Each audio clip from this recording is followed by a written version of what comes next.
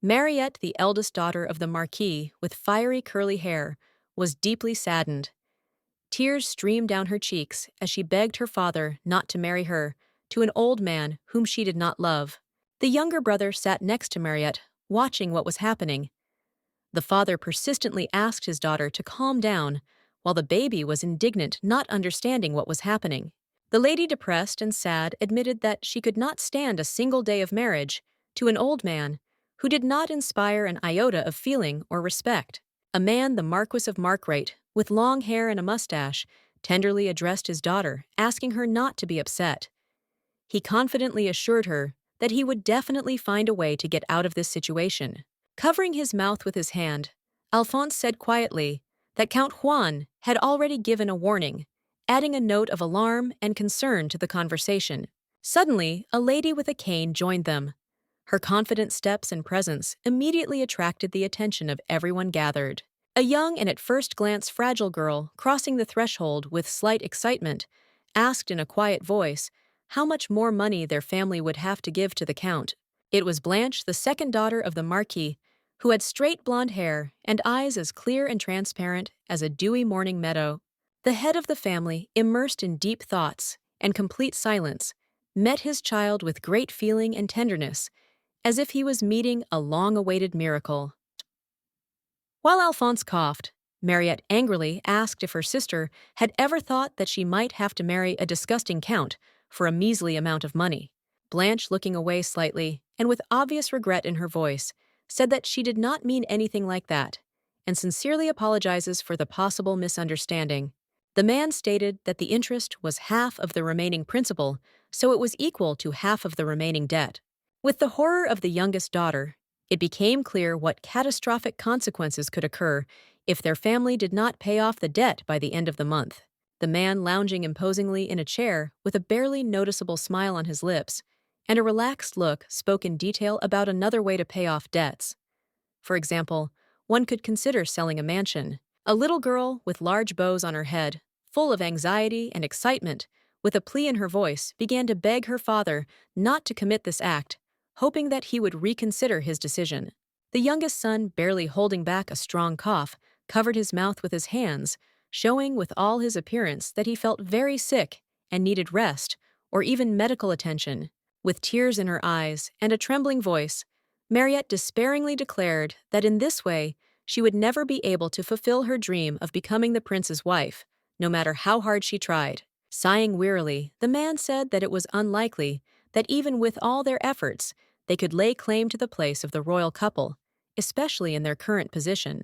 Smiling through her tears, the eldest daughter quietly, but with sincere joy in her voice, said that she would gladly marry him if she had the opportunity. Moreover, last month, a secret wedding took place between the lady and the third heir to the throne. The ceremony took place in the main temple, and only the two of them were present, hiding their happiness from the eyes of the whole world. Mariette was deeply confident that even a person with such a high title would never allow himself to break this oath, because it was given before God himself, and its holiness could not be questioned. This came as a shock to the Marquis, who could not believe the words of his dear daughter and was shaken to the depths of his soul, not imagining how this could have happened. Alphonse was incredibly happy with this news, but at the same time, he could not understand why his little sister decided to hide it from him, leaving him in the dark about such an important event. Moreover, the joyful Mariette, with shining eyes, said that if they have a child, then even the emperor himself will certainly bless their marriage, realizing that this will strengthen the union and bring happiness to their lives. Blanche could not understand her friend's joy, because the third prince already had a bride, and despite this news, the current situation remained extremely difficult and confusing. Feeling dizzy and a wave of anxiety, the girl expressed her fears with deep doubt that His Majesty would hardly give consent to such an unexpected marriage. Mariette suddenly had a brilliant idea, which she immediately rushed to discuss with her family, hoping that her idea would be as meaningful and inspiring for them as it was for her. Slowly, with a growing sense of bitterness, the girl began to reflect on the fact that the most beautiful maiden in the kingdom had been decided to marry off to a fat and gray-haired old man because of debts which seemed a terrible injustice. Pointing her finger at Blanche, the lady suggested, why not marry off her younger sister instead, believing that this might be a more suitable solution and would spare the eldest from an unwanted fate. Suddenly, the baby's face changed beyond recognition, and fear and horror were reflected on it like dark storm clouds eclipsing the bright sunlight on a serene, clear day. Placing her hands on her sister's shoulders, Mariette began to persuade the girl to participate in the deception. They were very similar to each other, and that is why no one noticed the difference when substituting. Thus, Blanche, having dressed in a snow-white wedding dress and becoming the wife of the Count, would have the opportunity immediately after the first wedding night to secretly poison the scoundrel, leaving everything a complete secret. Many despised and hated the vile aristocrat, sincerely believing that his true place was in the next world, where he would suffer a well-deserved and inevitable punishment for his countless atrocities. As a result, Blanche will become a rich widow, possessing not only an impressive fortune, but also living in complete luxury and abundance, surrounded by gold and expensive jewelry, enjoying every moment of her new life. The lady did not really like this idea, and she began to cry, unable to bear the realization that fate could take such an unexpected and tragic direction. The men of the Marquise's family looked intensely and sternly at the lady, clearly expressing their disapproval and condemnation of her actions with their dark and uncompromising gaze. With an empty, detached gaze, Blanche looked into space, while the Marquise, with an expressive intonation, asked for help, begging her to save Mariette, and agreed to deception in order to achieve this goal. A vivid image immediately appeared in my head: the Count revealing his wife's attempts to get rid of him, and then severely punishing him for his betrayal and deceit. Through despair, Blanche said that the relative could very well arrange such an insidious plan herself and destroy her husband using all means to achieve her goals. A loud slap, like a thunderclap, struck the lady's cheek, leaving a painful imprint on her delicate skin and causing a deafening sound that echoed throughout the room. It was Mariette, with an angry gaze fixed on her stupid sister, who from such a force of the blow fell to the floor and dropped her crutch in complete confusion and shock from what was happening. In a cold, contemptuous voice, she called the girl empty and selfish, indicating a clear focus solely on her own interests. Lying on the cold stone floor, Blanche sobbed. A plaintive whimper bursting from the depths of the soul seemed to permeate the space around, filling it with an oppressive feeling of hopeless despair and complete hopeless helplessness. Even the younger brother, who handed the cane to his sister, agreed with his father's words that Mariette would have had a better chance of marrying a prince if she had not been a widow.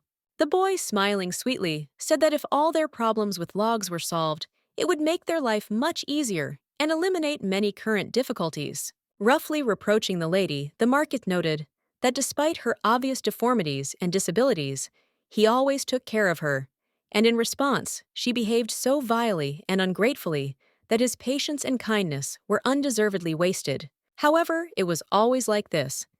Even in family portraits, everyone behaved as if Blanche was a flaw or a black sheep among them, standing out with her unusual and unpleasant presence. In the painting, the girl's face was covered in a splash of pink paint, creating the impression that someone had casually applied color, distorting her features and expression, leaving only blurry outlines and unclear outlines. Buried in the pillow, the baby had no choice but to obediently submit to the will of the head of the family, whose decision was final and not subject to discussion. In complete despondency, the little lady realized that if she had not been such a kind and sympathetic soul, she would not have been able to survive in this cruel family where every step was full of trials and difficulties. Loudly and decisively, Blanche declared that she would prefer death than to be associated with a vile aristocrat whose company seemed unbearable and disgusting to her.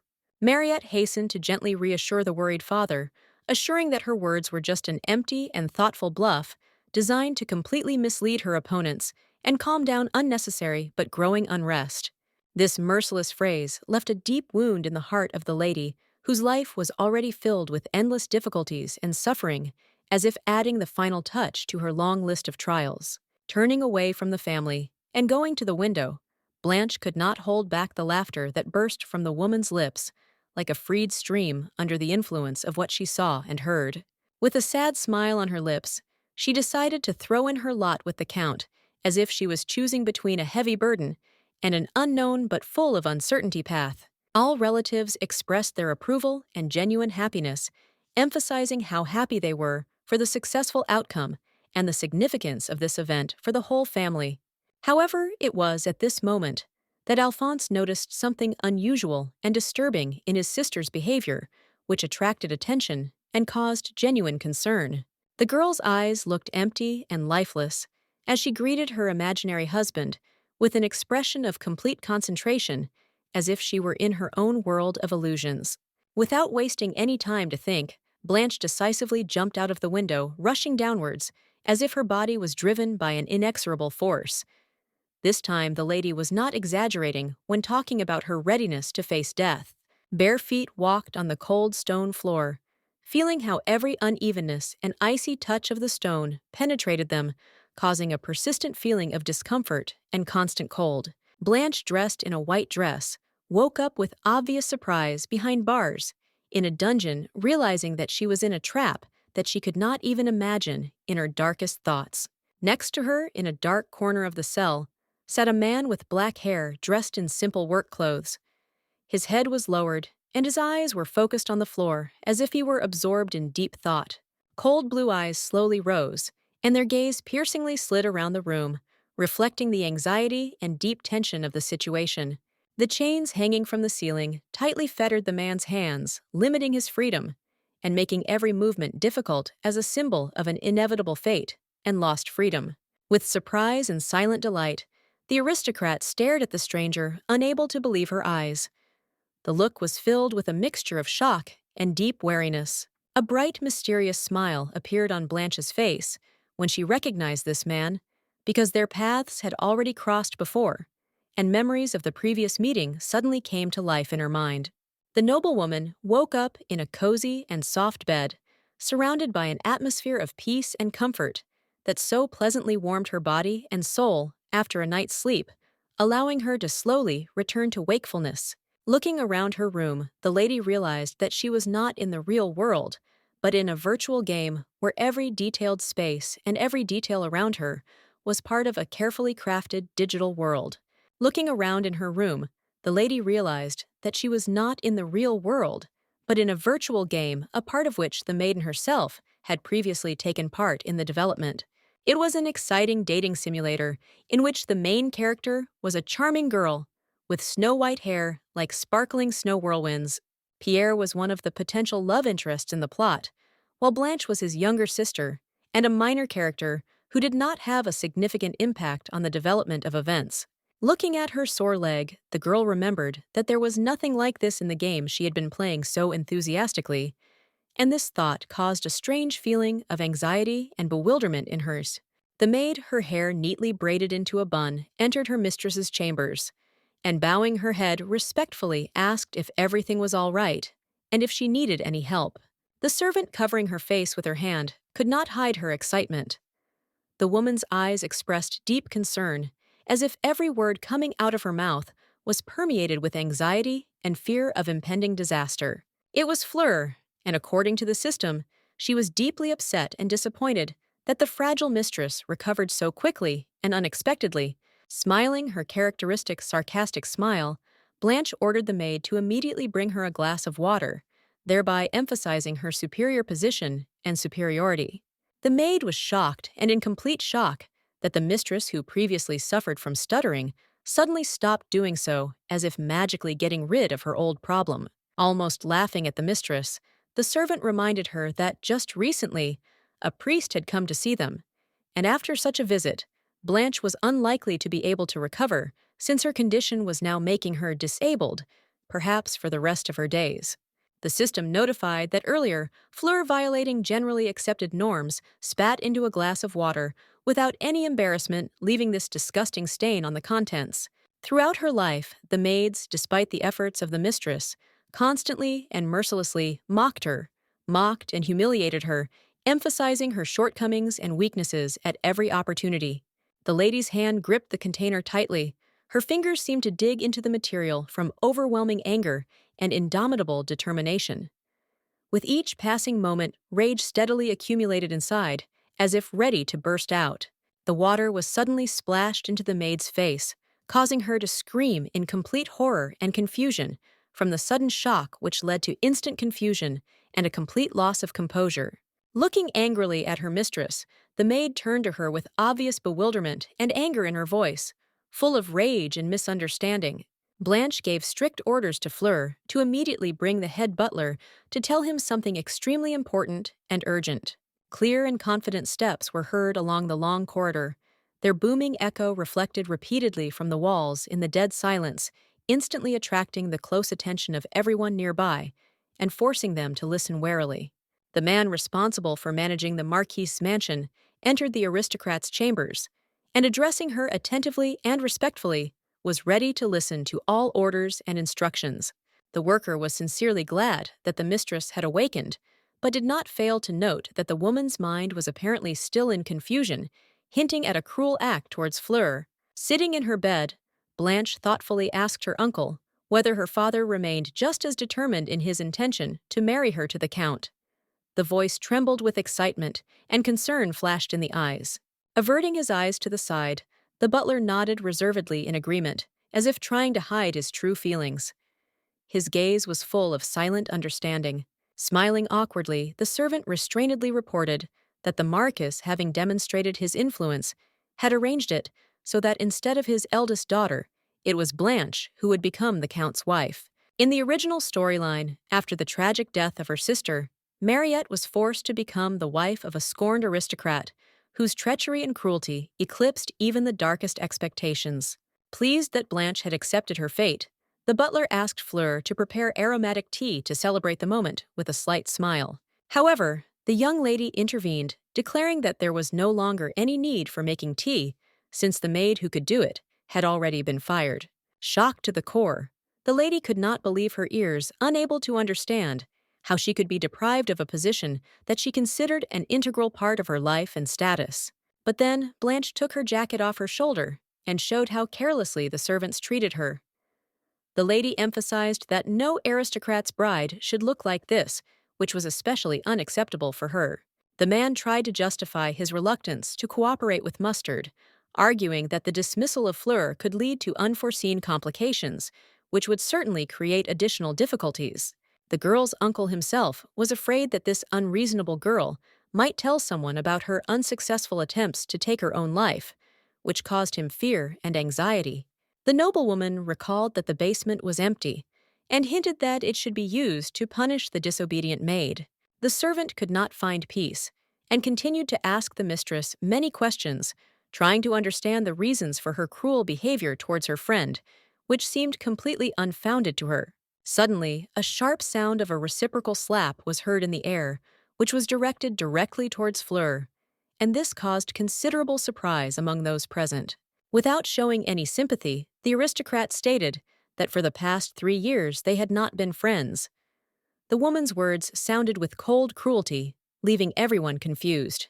With a cheeky grin, the lady asked if the maid really meant that the word friendship actually meant simply unquestioning service and following strict orders. Shocked by the sudden change in her mistress's behavior after a long sleep, Fleur froze in place in horror, unable to understand what could have caused such a sudden change. The male workers of the house grabbed the servants by the arms and, without saying a word, began to slowly and decisively lead them into the dark basement, full of determination to complete the task at hand.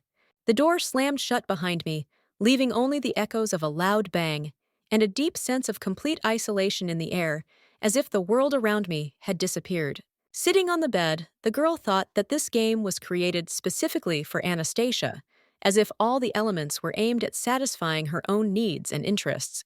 It was not worth getting close to the main villain of this game and the main character of the hidden ending, a guy with black hair sitting on the bones of enemies and holding a weapon in his hands. This irresistible but cunning scoundrel was called Ricardo Giotto Digitalis. His name, sounding like a poem, was shrouded in mystery and intrigue, generating both admiration and fear. The photograph showed smiling people joyfully celebrating the birthday of a mutual friend. Their happy faces and warm expressions created an atmosphere of celebration and friendly comfort. In her past life, Blanche was surrounded by love and care. The Virgin had reliable and devoted parents who provided her with a sense of security and stability. The guy was an incredibly sweet person, always ready to support and help out in difficult times. His care and kindness created a feeling of warmth, making him an invaluable friend and partner. Smiling sweetly, the father told his son-in-law that they were no longer expecting their beloved daughter and would not accept a return, thereby emphasizing the final decision that there was no turning back. Friends often scolded the main character for often not picking up the phone and not answering calls on time. They expressed their dissatisfaction and concern, considering such behavior disrespectful and annoying. However, sometime after the release of the long-awaited game, everything changed. Now she walked confidently along the road, talking on the phone with a guy. As soon as a large truck came around the bend, the girl froze like a deer in headlights. Blanche stood in complete stupor, unable to move from her place, from surprise and horror frozen in this tense moment.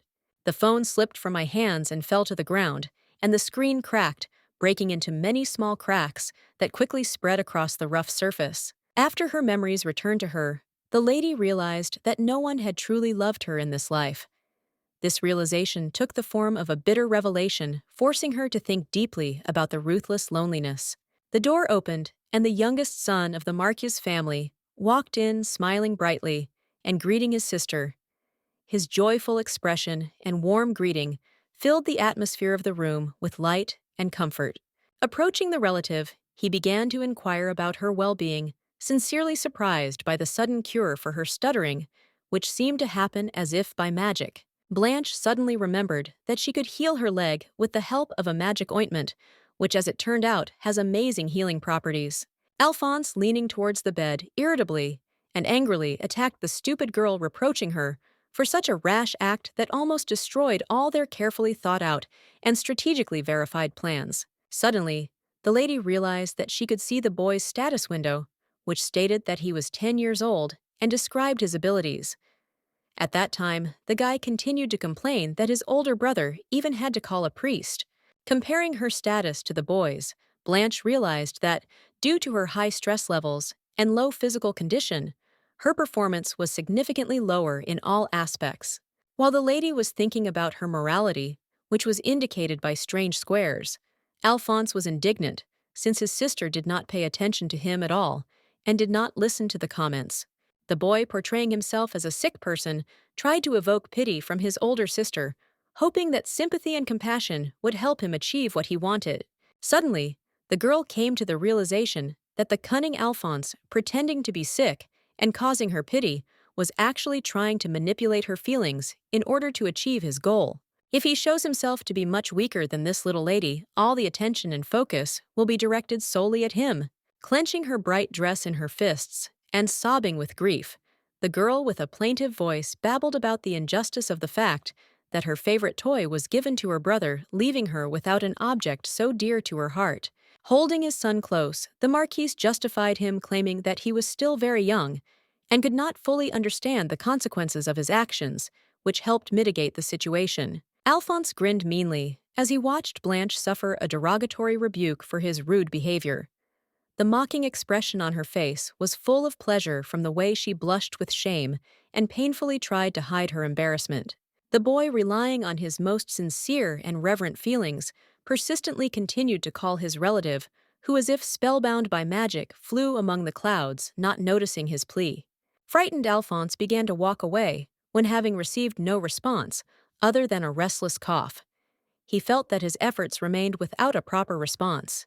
The guy was deeply puzzled and embarrassed when his older sister unexpectedly revealed his cunning deception, depriving him of his last hopes of hiding the truth. Blanche, with obvious irritation and without a trace of tolerance, ordered an immediate stop to pretending, and also not to continue to feign deafness, making it clear that fragile patience had reached its limit. When the fragile hand was suddenly grabbed, Alphonse was seriously frightened. Panicked, he began to scream loudly, demanding to be released immediately, as if his whole life was at stake at that moment. Despite the fact that the guy had enough strength to break free, he stubbornly continued to pretend to be helpless until the last moment. This behavior seemed strange, but perhaps it was part of some plan that no one knew about. With tears streaming down his cheeks, Alphonse desperately begged the butler for help, trying to convey the depth of his despair, and explaining that his dear sister, unfortunately, had lost her mind and now urgently needed immediate intervention. The guy, having barely freed himself, immediately began to pretend that his hand was experiencing unbearable pain, carefully trying to convince others of the seriousness of his condition. With a cold sigh, the servant stated that he would have to immediately report what was happening to the master, since the situation required his immediate intervention. Smiling sweetly, Blanche accepted the new turn of events with satisfaction, as she was now determined to leave behind the suffering and torment that had tormented her in the past and enjoy life to the fullest. The girl's status appeared next to the mark, and now in the column reflecting her changes, there were significantly more squares symbolizing changes. 3 years ago, when the boy turned 7, the Marquis congratulated his son with great joy, expressing sincere pride and pleasure at this significant event. Placing his hands on the boy's shoulders, the aristocrat, with a warm smile, reminded him that he would soon become a student at a magical academy where new and exciting prospects awaited him. Alphonse could not help but feel internal pressure when the comparison of his youngest son with his eldest was made, causing him a feeling of involuntary competition and uncertainty. The boy sat diligently at the table, surrounded by numerous papers, intently studying them, making notes and notes, completely immersed in his work. Leaning back in his chair and closing his tired eyes, he realized that 13 hours had already passed and looked at his watch in surprise, not believing that he had been doing his work for so long. Soon after this, Alphonse went to bed, and the doctor, who carefully approached him, began to carefully check his well-being to make sure that everything was in order and not to miss any important symptoms. The doctor gave clear instructions that if Alphonse rested thoroughly for a few days, the flu should go away and his physical condition would improve significantly. Unexpectedly, the doctor was interrupted by a patient who, interrupting him with persistence, asked him to tell his relatives about a more serious illness so that they would understand the seriousness of the situation. It was extremely important to him that the illness be so serious and dangerous that it would justify the inability to go to the academy and convince the family of the urgency of the situation. The boy tried to convince the employee that his request was justified, and as it turned out, it was beneficial for the employee himself, since the father would pay for all visits. Being greedy for money and trying to use every opportunity to gain profit, the man, without hesitation, immediately agreed to the offer, seeing in this an obvious financial and personal benefit for himself. Alphonse could not believe his luck, not believing that he was able to so easily and quickly achieve such incredible luck that seemed almost fabulous and completely incredible. Currently, the Marquis stood next to his daughter, expressing his deep disappointment and explaining how much he was upset by her action, which did not live up to expectations. Mariette, while calming her younger brother, simultaneously made remarks to her relative, condemning her for false accusations and emphasizing how unlawful and unfair the maiden's accusations were. They all stood next to the bed of the girl who had recently been visited by the priest, unlike the poor boy who had been left out and had not received the same attention and support. With a cold smile, Blanche said that they were lucky to witness such a miracle that they might never see again, and added that this event would undoubtedly be an unforgettable experience for them. The aristocrat demanded that the daughter immediately apologize to her relative, emphasizing that such behavior was absolutely unacceptable and needed urgent correction. Blanche ordered the father to immediately fulfill one of two demands: either bring his brother to the priest right now, or send the body of the bride to the count, emphasizing that delay or refusal was unacceptable. The man's hand touched the girl's cheek, and a loud sound was heard in the room, which echoed throughout the room, attracting the attention of everyone present. When the lady fell silent, the Marquise could not help but be indignant, amazed that someone like her dared to set conditions and make demands on him that he considered completely inappropriate and unacceptable. When Blanche stubbornly declared that she would be dead within 2 months, the aristocrat, upset and insulted by this statement, raised his hand to teach her a lesson and show that such words were an insult. Noticing how her father's hand was trembling, the girl suggested that perhaps their conversation should move faster so as not to waste time on such awkward moments and find a more constructive solution. Instead of striking again, the Marquis lowered his hand, restraining his anger, and seemed to have decided not to continue the conflict, focusing on a more balanced and calm approach to the situation. Instead of continuing the conflict, the man ordered the butler to immediately go for the priest, demanding that he come as soon as possible. Frightened, Alphonse turned away from his sister's comforting embrace, unable to cope with the growing fear and confusion that possessed him at that moment. With a smile, a handsome man with long brown hair introduced himself as Segolin, who believed in the teachings of the god of medicine and dedicated his life to serving those ideals. Blanche, with sincere gratitude and deep respect, thanked the doctor for being able to restore her voice, admiring his outstanding abilities and skill, which truly represent an art. Segolin protested with deep regret, claiming that all this was destined by the will of God, and that he had previously had no opportunity to cope with such ailments, which, as it turned out, exceeded medical capabilities. The conversation was unexpectedly interrupted by the aristocrat, who urgently called a doctor to check the condition of his youngest son, who was concerned about his health. Before the healing began, the doctor recalled that he was not able to treat chronic diseases, but Blanche defiantly objected that it was he who saved the baby from a serious illness. At this very moment, the men who were in the hall turned to the nice lady sitting next to her and looked at her with respect and interest, as if they did not expect her participation in the conversation or opinion about what was happening. This caused the Marquis himself, who with all his heart sought to cure the sick man, to think, and the nobleman began to reflect on how this event could affect plans and efforts. The Marquis expressed his request to the priest, asking him to examine the boy at least once to ensure his state of health and determine possible further steps for treatment. The healer could not refuse the aristocrat, especially given his persistent request and noble tone of address. Therefore, despite the possible difficulties, he immediately agreed to conduct a thorough examination. All excited, Alphonse walked to the doctor on unsteady legs. His nerves and fear were so strong that every step was difficult for him, and anxiety about his own condition literally constrained his movements. The father carefully sat his son on the sofa, trying to do everything to make his child feel comfortable and safe, and setting up the environment for a calm and attentive examination. Segolin began to use magic, which frightened the guy even more, and his anxiety increased as the sight of magical actions seemed even more frightening and unusual to him.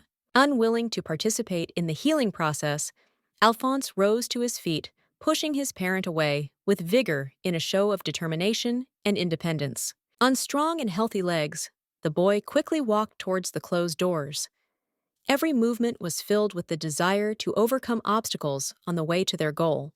The father, deeply shocked by what had happened, remained sitting on the floor, surrounded by the doctor, and discouraged by the suddenness and seriousness of what had happened, feeling completely at a loss.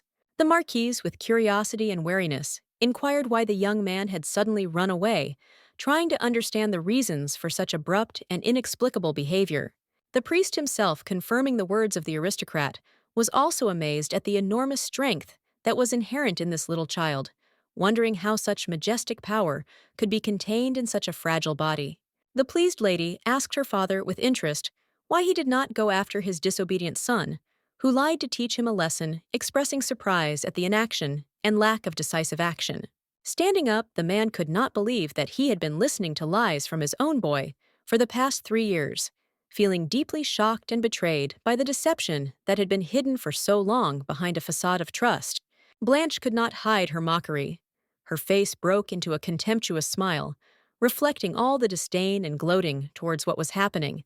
Heading to the aristocrat's daughter, he tried to justify himself, but the girl firmly ordered him not to waste time on unnecessary excuses, interrupting his attempts to explain himself and cutting him off from further words.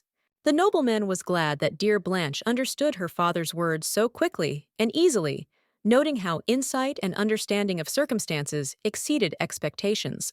To this, the lady replied with a smile that she was simply unpleasant to listen to someone else's voice, demonstrating her dislike for what was happening with a slight dose of irony. The boy got the worst of it from the strict Marquis, who in his anger spared neither strength nor emotions, expressing his displeasure and stern severity that could not be ignored. The aristocrat herself, who was helped by the new maid, no longer cared about her family, and she completely lost interest in their affairs, focusing solely on her own interests and needs. Before leaving, the maid notified her mistress that she would be going out to get a new change of clothes, to provide the necessary updates, and get her wardrobe in order. Blanche, comfortably ensconced in bed, was content to be alone, enjoying the peace and solitude that this alone time afforded her. Virgo decided not to miss the moment and opened her inventory, preparing to use all the necessary items and resources that could be needed in the current situation. Looking at her inventory, Blanche noticed a box that was full of tools and materials, which she used to train newbies. When the aristocrat touched the box icon, it magically appeared on her lap, as if by the wave of an invisible hand, surprising with its mystery and instantaneity. The lady decided to open the box, which she expected to contain 4 items designed to help a newbie quickly adapt to the game and begin his journey with confidence. The first item appeared was a bottle of green ointment, which had restorative properties and was intended to improve physical endurance. And then a world map appeared, which not only greatly simplified the process of orientation and navigation for the player, but also became his indispensable companion and faithful assistant in difficult adventures. Next, a free spin coupon was provided, which activated a roulette wheel where you could win a random item, adding an element of surprise. Finally, the game also features a white dragon egg, which hatches into a wise and powerful assistant ready to guide the newcomer and help him understand how this world works. Frustrated, Blanche began to shake the box, but the egg did not fall out, leaving her completely bewildered and disappointed. The lady could not understand why the important item had disappeared. Whether this was due to the fact that she was not the main character, or whether it was because there were as many as 7 years left until the resolution of the plot. Wasting no time, the lady began to apply healing ointment to her legs, hoping that this would help her cope with her current problems and restore strength. Suddenly, a blinding light flashed, capturing everyone's attention, causing Blanche to lose his bearings and plunge into complete confusion, unable to make out what was happening around him. The happy girl watched as her toes, which had previously been numb, began to gradually move, returning sensation and delighting in their recovery. Slowly and carefully, the lady rose from the bed. With every step she tried to take on her own, she tried to make sure that her frail body was ready to move. Suddenly, there was a loud cry from the shocked maid, who watched in disbelief as the lady whom everyone thought was bedridden suddenly stood up and began to walk. Blanche, putting a finger to her lips and showing cold majesty, ordered the servants to remain silent, clearly demonstrating that no noise should disturb the carefully thought-out plan and disturb the ideal silence. The butler entered the room and, expressing restrained concern, turned to the hostess with a question whether the servants had committed any unacceptable acts or actions. Holding the maid's mouth, Blanche replied that despite the accidental incident where the maid stepped on her foot overall, there were no other problems, and everything else was fine. When the man left, the girl ordered the worker to be quiet and calm, threatening that if she did not follow the instructions, she would suffer the same fate as Fleur. All trembling with fear and suppressed by horror, the servant quickly and with a heavy heart assured the mistress that she would remain silent and strictly follow all instructions. When the aristocrat gave the order to dress her, the maid immediately rushed to carry out the command, trying not to miss a single detail and acting with maximum speed and accuracy. Mariette sat next to her little brother, anxiously looking at his face, which looked completely emaciated and haggard, which caused her deep anxiety and concern. Alphonse blamed Blanche for all his troubles, whose insidious plans led to the failure of his own plans. Now after this, the father was angry and upset, blaming his son for the failures that had occurred. The girl warned her brother that he should no longer express his thoughts so openly, since their sister was soon going to become a countess, and any careless word could get them into trouble.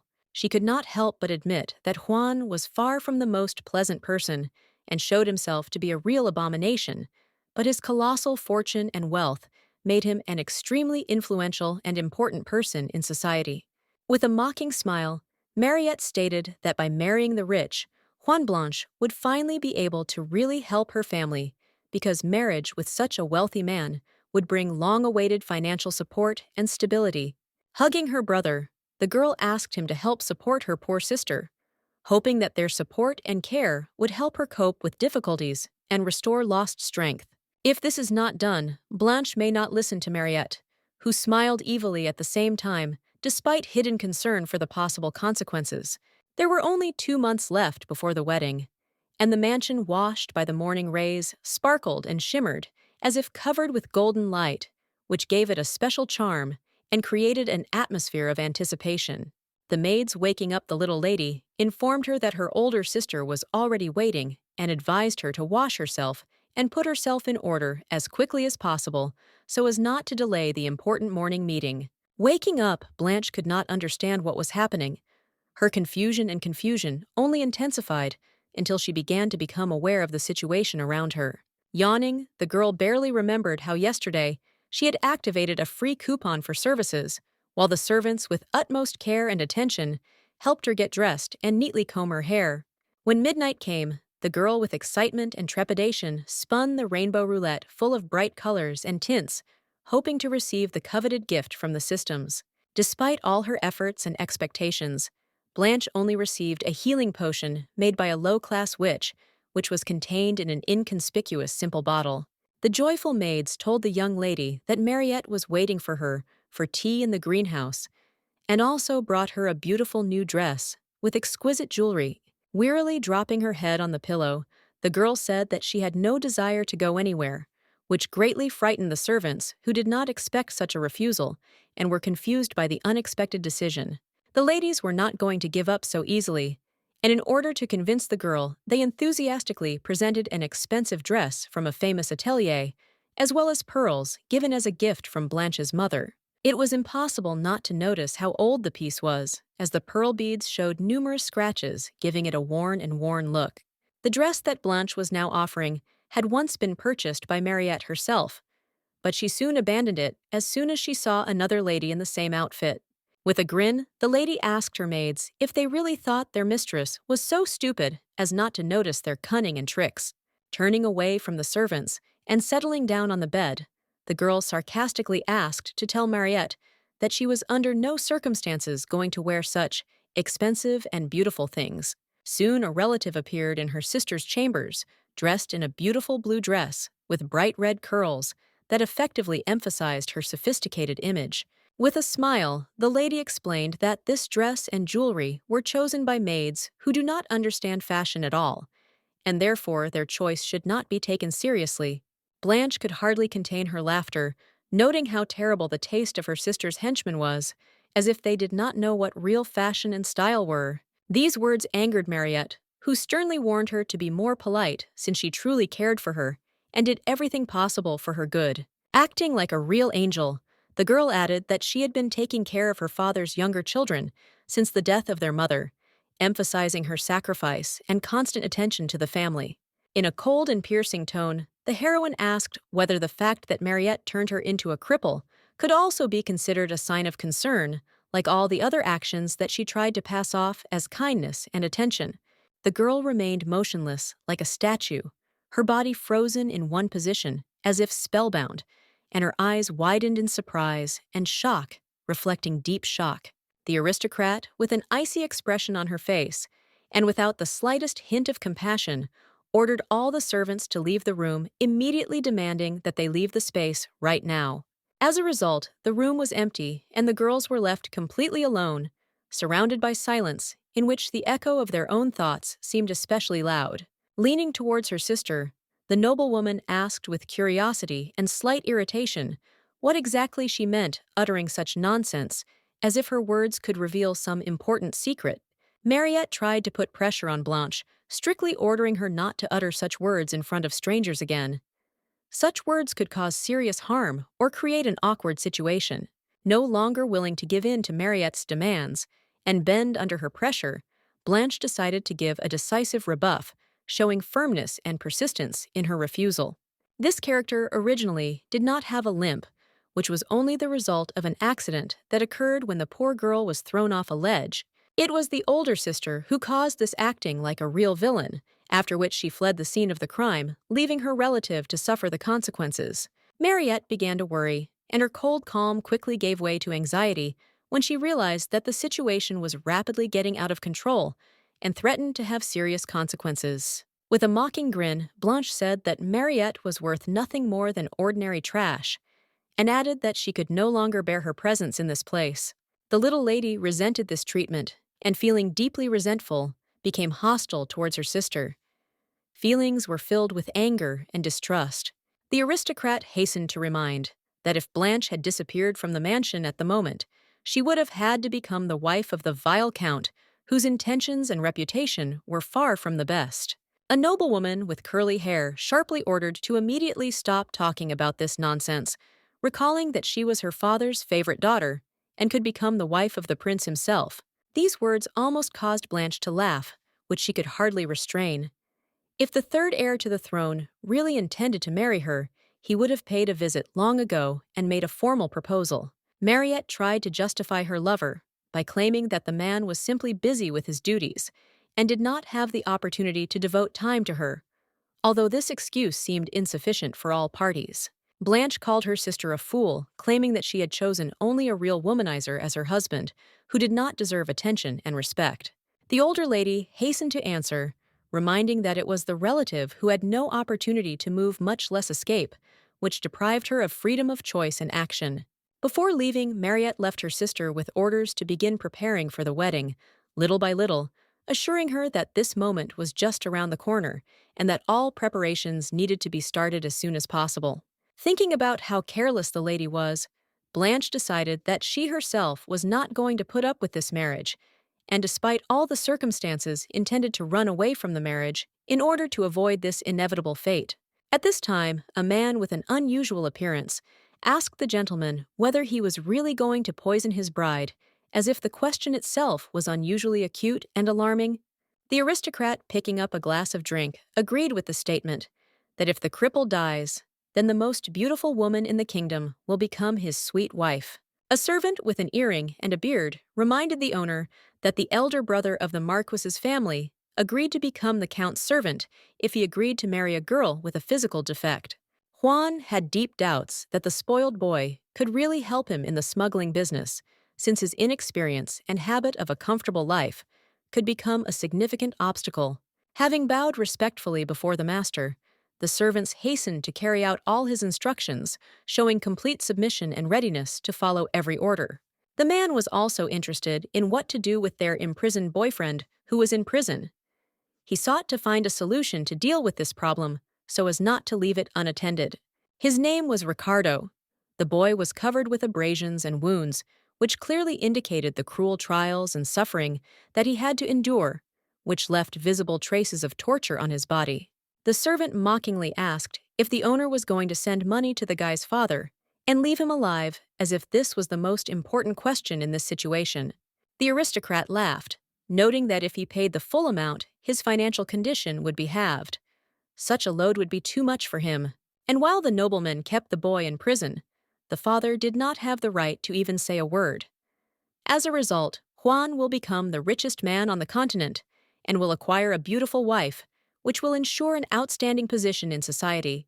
Night fell, and the house fell into silence, as if shrouded in a soft blanket of darkness, where every detail acquired a new mystical charm under the light of the moon. The Marquis entered his daughter's room and began to talk with dissatisfaction about how disrespectful the maiden had become, lately noting that her behavior had become a real disappointment to him. When asked if the girl wanted to tell her dad something, Blanche shook her head negatively, not wanting to share her thoughts and problems. Moreover, the lady stated that it was the Marquis who should apologize to his own blood, emphasizing that he himself was the culprit of the current misunderstandings and conflicts. For the man, this seemed ridiculous, since the nobleman did not understand how anyone could expect him to apologize for something that he himself considered insignificant or unlawful. The Marquis asked not to blame them for the incident, explaining that the girl herself decided to jump from the balcony, as a result of which she broke both legs and lost the ability to walk, which was a tragic consequence of a rash act. The upset girl admitted that she had long ago realized that to her father, she was nothing more than just a cripple. Such awareness only aggravated the baby's suffering. The aristocrat did not understand why the lady would distort the facts in such a way, playing the victim and eliciting sympathy rather than admitting her role in the current situation. Blanche replied that it was in her blood, as if she could not shake off the innate tendency to manipulate and dramatize, that according to a woman was part of her nature. The lady reminded the relative that it was she who currently bears the burden of all the family's problems, and the responsibility for solving them has become a heavy burden that the girl bears with difficulty. Taking a cup of tea in her hands, Blanche added that despite all her efforts, she would not be able to convince her father about her upcoming marriage, no matter how hard she tried to change his mind or influence the decision. In an effort to bring her father into the open, the noblewoman asked if he could sell at least part of the mansion in order to improve his financial situation, and thus help his daughter in a difficult situation. The man, embarrassed, hesitated, could not utter a word, clearly demonstrating by his behavior that he did not know how to answer this uncomfortable question. Blanche already knew the answer. The Marquise had no intention of helping, and her intuitive understanding of this situation only strengthened the feeling of disappointment and hopelessness. With a voice trembling with anger, the girl ordered her relative not to raise his voice at her any more, demanding respect and an end to any attempts to humiliate her daughter. The girl, sweating with anger, declared that she would commit suicide on her wedding day, and before leaving, she would tell her husband that her father was the reason for her action. These words were full of determination and despair, leaving behind a gloomy foreboding. Suddenly, the system alerted Blanche that a poisonous ingredient had been added to the tea, which immediately caused her to feel an acute sense of anxiety and wariness, causing her to heighten her vigilance. The image of his father slowly began to lose its appearance, as if the shadows and light in the room began to distort and blur his face, turning him into a hazy and undefined vision. Blood poured from the girl's mouth, covering her lips and chin, indicating serious internal injuries and imminent danger to life. The man, noticing how his daughter suddenly coughed in a fit, immediately got up from his seat, not hiding his confusion and deep concern, and hurried to her. The Marquis, in panic and despair, called for help, but his cries went unanswered, and there was not a single person around who could come to the rescue at this critical moment. Suddenly, the lady remembered the magic potion that was in her inventory. The little girl hoped that this remedy could help in the current situation. However, in the presence of an aristocrat, it was unsafe to open one's inventory, as this could arouse suspicion and lead to undesirable consequences. Grabbing her parents' clothes, Blanche, with anxiety and despair, asked him to immediately bring a doctor, her voice trembling with excitement and fear for her own condition. The nobleman resolutely rushed in search of a priest who could provide assistance in the current situation, hoping that his intervention could bring relief and salvation. The little lady herself, using her last strength, opened her things, and with difficulty took out the potion, trying to press it, hoping that this remedy could ease the suffering and change the course of events. Swallowing quickly, the noblewoman began to drink the potion, trying to absorb it as quickly as possible, in the hope that this remedy would help her cope with the disease and relieve her symptoms. Exhausted and losing consciousness, the aristocrat, unable to stand on her feet, fell onto the sofa. Her fragile body trembled, and her breathing became more and more intermittent. A luxurious black carriage slowly drove through the square, shiny wheels shimmering in the sun, and exquisite details and gold decorations gave the appearance of a true symbol of status and grandeur. Inside the carriage sat a handsome young man with fiery red hair, dressed in elegant and carefully selected clothes that emphasized sophisticated style and status. This was Pierre, a relative of Blanche, who was famous as the most handsome man on the continent and a local genius. His charisma and outstanding mental abilities made him an object of admiration and respect among all who had the pleasure of knowing him. As the man stepped out of the carriage, there was a loud cry that sounded like a call to his brother, reflecting the excitement and impatience that his loved ones felt from waiting. At the same moment, the youngest son of the Marquis, without holding back his emotions, hugged the eldest, tightly, expressing his joy and relief from their long-awaited meeting. Alphonse sobbed loudly, admitting how much he missed his relative. Large tears were full of sincere despair and relief from their long-awaited meeting. Pierre, himself clearly worried, asked about Blanche's well-being. The man's voice trembled with anxiety and tension, showing how deeply he worried about her condition. Alphonse hesitated, not knowing how to answer the question asked. His face turned pale with embarrassment and anxiety, and he was completely confused, not knowing how to accurately and correctly report his sister's condition. Sitting in the cozy living room next to the Marquis Pierre, showing deep concern, asked what happened to the girl who was poisoned 10 days ago. The aristocrat himself could not believe that someone could have evil intentions towards such a defenseless little girl. He was shocked and overwhelmed by the idea that someone could have harmed her and could not accept this terrible reality. Pierre hastened to reassure the nobleman, trying to relieve his anxiety and fear, assuring that Blanche had incredible fortitude, and fortitude that would allow her to overcome all trials and certainly survive despite the dangerous condition. Covering his face with his hand, the aristocrat also tried to cope with excitement and uncertainty, hoping that internal fears and doubts would not prevent him from believing in the best and maintaining hope. The boy supported his father, helping him to the room, while he complained about his fate. His words were full of despair and indignation. Soon, Mariette joined them, her face lit up with joy at the sight of the return of her older brother. The happiness was indescribable, and she greeted the guy with relief and excitement. The girl said that she was very upset and felt deep fear for her future if Blanche did not recover. The words were full of despair because she realized how much her own happiness depended on her sister's health. When asked what she was talking about, Mariette reminded her relative of the Count, whom she was destined to marry in the worst future. Not understanding his sister's cruelty, Pierre was very worried about Blanche, who seemed to be trying to leave them and go to another world, leaving behind only darkness and doubts. The girl herself stated that Juan was to blame for everything, who desperately sought to get the most beautiful lady in the kingdom as his wife, sparing neither means nor efforts to achieve his goal. These words caused deep upset and significant disappointment in the man, leaving him in a state of complete inner turmoil, an emotional turmoil that was impossible to ignore. The girl became confused when asked whether she was more worried about Blanche or her own well-being, and was unable to immediately find an appropriate answer, reflecting her inner confusion.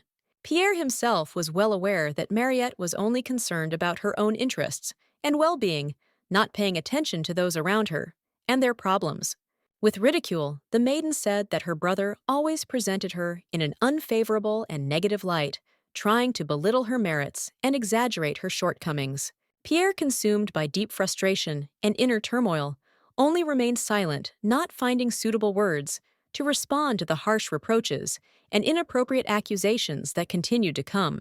The girl, with a slight touch of mystery, shared with the boy that Blanche, it turns out, remembers all the events and details that it would seem could be forgotten. After that, she added that her dear brother, at that moment, was her only ally who fully shared her views and experiences and supported her in the most difficult times. After all, at that ill-fated moment, the two of them threw the girl off the cliff, and then, filled with gloating and self-satisfaction, they left laughing and smiling, leaving the baby in complete defenselessness and danger. One day, when Blanche was only 9 years old, the whole family went to a country villa to spend time in solitude and enjoy the tranquility of nature away from the bustle of the city.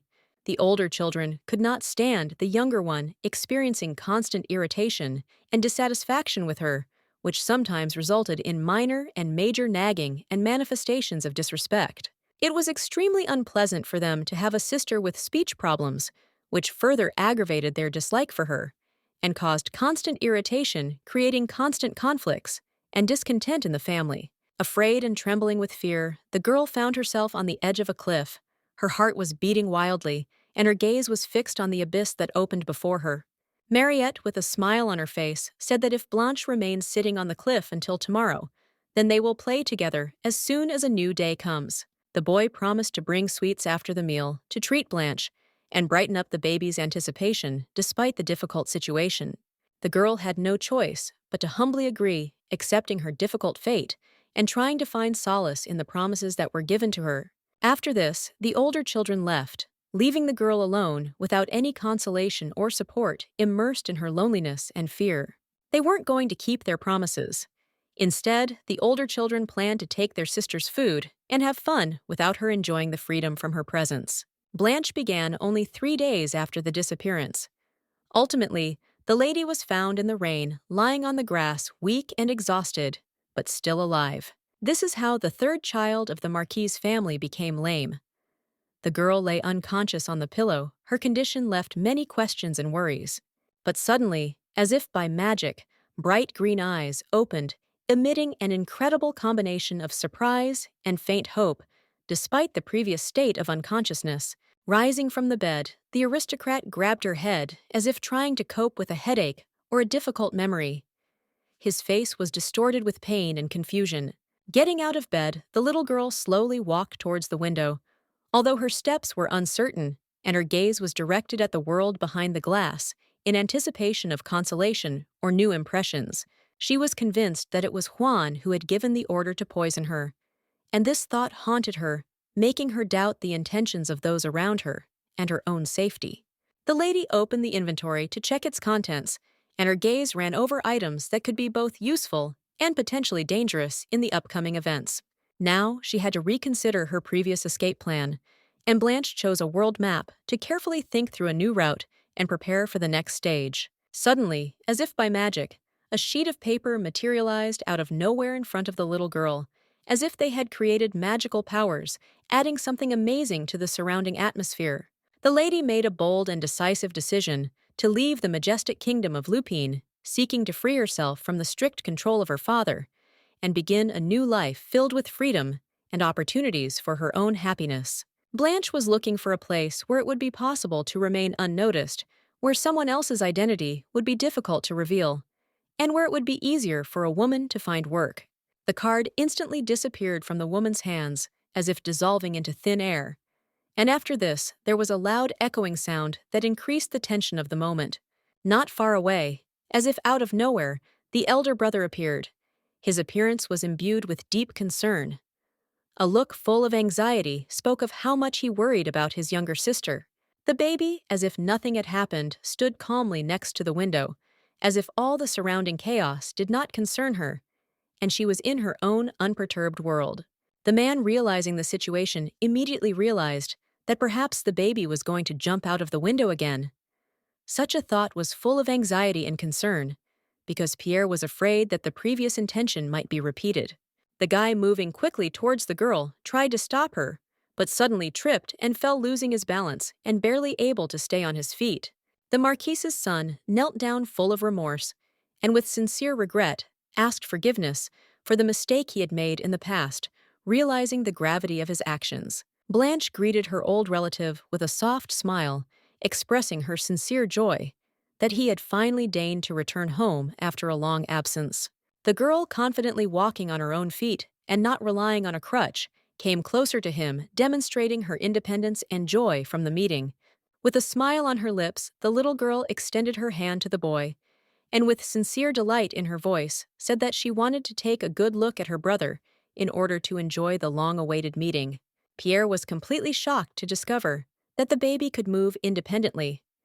The surprise was so great that he could hardly believe his eyes, seeing how the lady moved on her own feet without any assistance.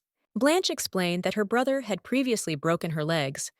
However, now thanks to healing, the girl was able to learn to walk again, regaining her independence and confidence in her movements. Feeling deep guilt for his past actions, Pierre turned away, sincerely asking for forgiveness again, his voice trembling with remorse, and the man tried his best to make up for his mistake. The little girl sat down next to the guy, trying to calm him down. With warmth and encouragement, the little lady said that now Juan will be satisfied and happy. With empty eyes, the girl said that now she was in no way inferior to Mariette and would become a good wife to an aristocrat. These words were full of determination, despite the lifeless look reflecting the desire to take his place. After this, the lady added that if the good brother could have asked the princess, then she would not have been sent to be torn to pieces by the scoundrel. There was bitterness in the voice, reflecting disappointment from the current circumstances and injustice. Placing her hand on the tall man's shoulder, Blanche quietly said that she no longer blamed him for what happened, but she wanted to ask him about something important. Seizing these words as if they were his last hope, Pierre exclaimed, asking what exactly his little sister wanted. There was impatience and a sincere willingness to help in anticipation of a clear answer to a question that was important to him. The truth was that in 7 years, the world was going to change dramatically. Monsters were expected to appear, which would be ruthless and merciless, disrupting the previous order and creating a threat to all living things. Soon the appearance of Saint Anastasia was expected, who was going to bring hope and salvation to all residents, eradicating disasters and evil. The lady's mission was aimed at restoring peace and protecting people from the impending threat. However, during the struggle, many minor characters were killed, among whom was Blanche. Such a loss was a heartbreaking loss for the families. As a result, there was only one city left on the map suitable for escape: Digitalis, which occupied a high place on the list of places where one could find peace among chaos and destruction. Ricardo, who was the main opponent of the heroine and the source of many disasters, lived in this city. Digitalis, although remaining a last resort, also turned out to be a villain's lair. The lady asked her brother to take her to the treasury, expressing a desire to examine it. There was urgency and hidden hope in the voice. It was in the treasury that the white snake bracelet was located, which had the unique property of doubling the experience gained. This most valuable artifact was intended for the main character, and Pierre planned to give it as a gift in the future. Wiping tears from her cheeks, Blanche remembered how they visited the treasury together when she was still slow and could not join them. Those times filled my heart with nostalgia and warm memories. Sobbing, the girl turned to the man, talking about her deep desire to visit the treasury at least once before getting married. The words were full of passionate regret and nostalgia.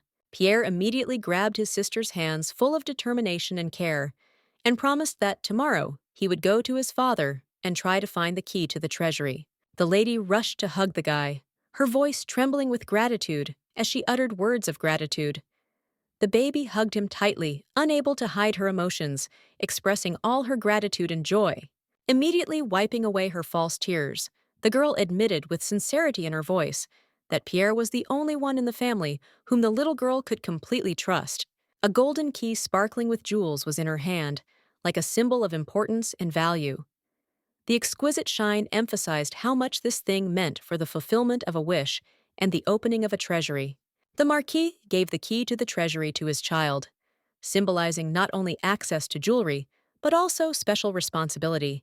It became an important part of the heritage passed down from generation to generation. Sitting in her wheelchair, Blanche sincerely thanked her father, her voice filled with deep gratitude, and her eyes shining with sincere gratitude, reflecting all the warmth and appreciation for his support. The man interrupted her, saying with a serious expression on his face that it was he who should thank God for the fact that the youngest daughter was able to come to her senses and recover. The key was carefully held out into the girl's frail hands, which were stretched forward as if reaching for this precious symbol of hope and change. Grabbing the arms of the chair, the father decisively decided to help Blanche. Such support and care were obvious, and he was ready to do everything possible to help his daughter overcome difficulties. As they drove past her older brother, the little girl put her finger to her lips, asking him to remain silent about the fact that she could now walk on her own. Yesterday, Pierre made a solemn promise to protect the secrets of his sister, swearing that he would keep them in the strictest secrecy, despite all possible trials and difficulties. The family was soon joined by an older girl, who greeted them with a warm smile. Mariette was dressed in a new dress, with her hair neatly tied back. The girl hurried to meet her father, her face expressing concern and anxiety. The father excitedly, and with obvious excitement in his voice, asked what happened, sincerely wanting to know the reasons for the unnecessary anxiety. After this, the noblewoman approached her sister, and with obvious excitement in her voice, she said that her impatience about the visit to the treasury had reached its peak. Under the attentive gaze of her family and friends, with some excitement, Blanche carefully inserted the key into the door lock, as if this moment was full of special meaning and symbolism for everyone present. The door slowly opened, and the Marquis' family, filled with excitement and anticipation, crossed the threshold with grace and respect as they entered. Mariette could not help but notice how considerably the treasury had emptied since their last visit. The sight of the jewelry arranged on the shelves, which had previously shone with wealth, now caused deep sadness in my father. In the corner of the room stood an elegant box, from which peeked out a bracelet in the shape of a snake. This decoration lay like a precious secret, containing mysterious beauty and ancient history. Approaching her father and looking at him curiously, Blanche spoke with caution, asking a question about the mysterious object that was inside. Smiling with aristocratic grace, the father declared that it was a thing referring to a white snake. This tone was full of pride and mystery, as if this object was not just decoration, but a real symbol with history. It turned out that this jewel once belonged to an aristocrat who was once the princess of a mysterious and magnificent desert kingdom. Blanche asked her relative to try the item on at least once to make sure it fit perfectly and looked as intended. The jewelry looked exceptionally elegant on the lady's thin and fragile wrist, emphasizing sophisticated grace and sophisticated style. The lady stared in surprise at her note, which stated that the jewelry not only emphasized her elegance, but also protected her from curses and poison, adding an additional layer of mystical security. While the aristocrat carefully examined the bracelet, her elder sister watched her closely, clearly experiencing mixed feelings of curiosity and wariness. Loudly and decisively, Mariette exclaimed that she also wanted to try on this jewelry, without hiding her desire to be the center of attention and enjoy the moment.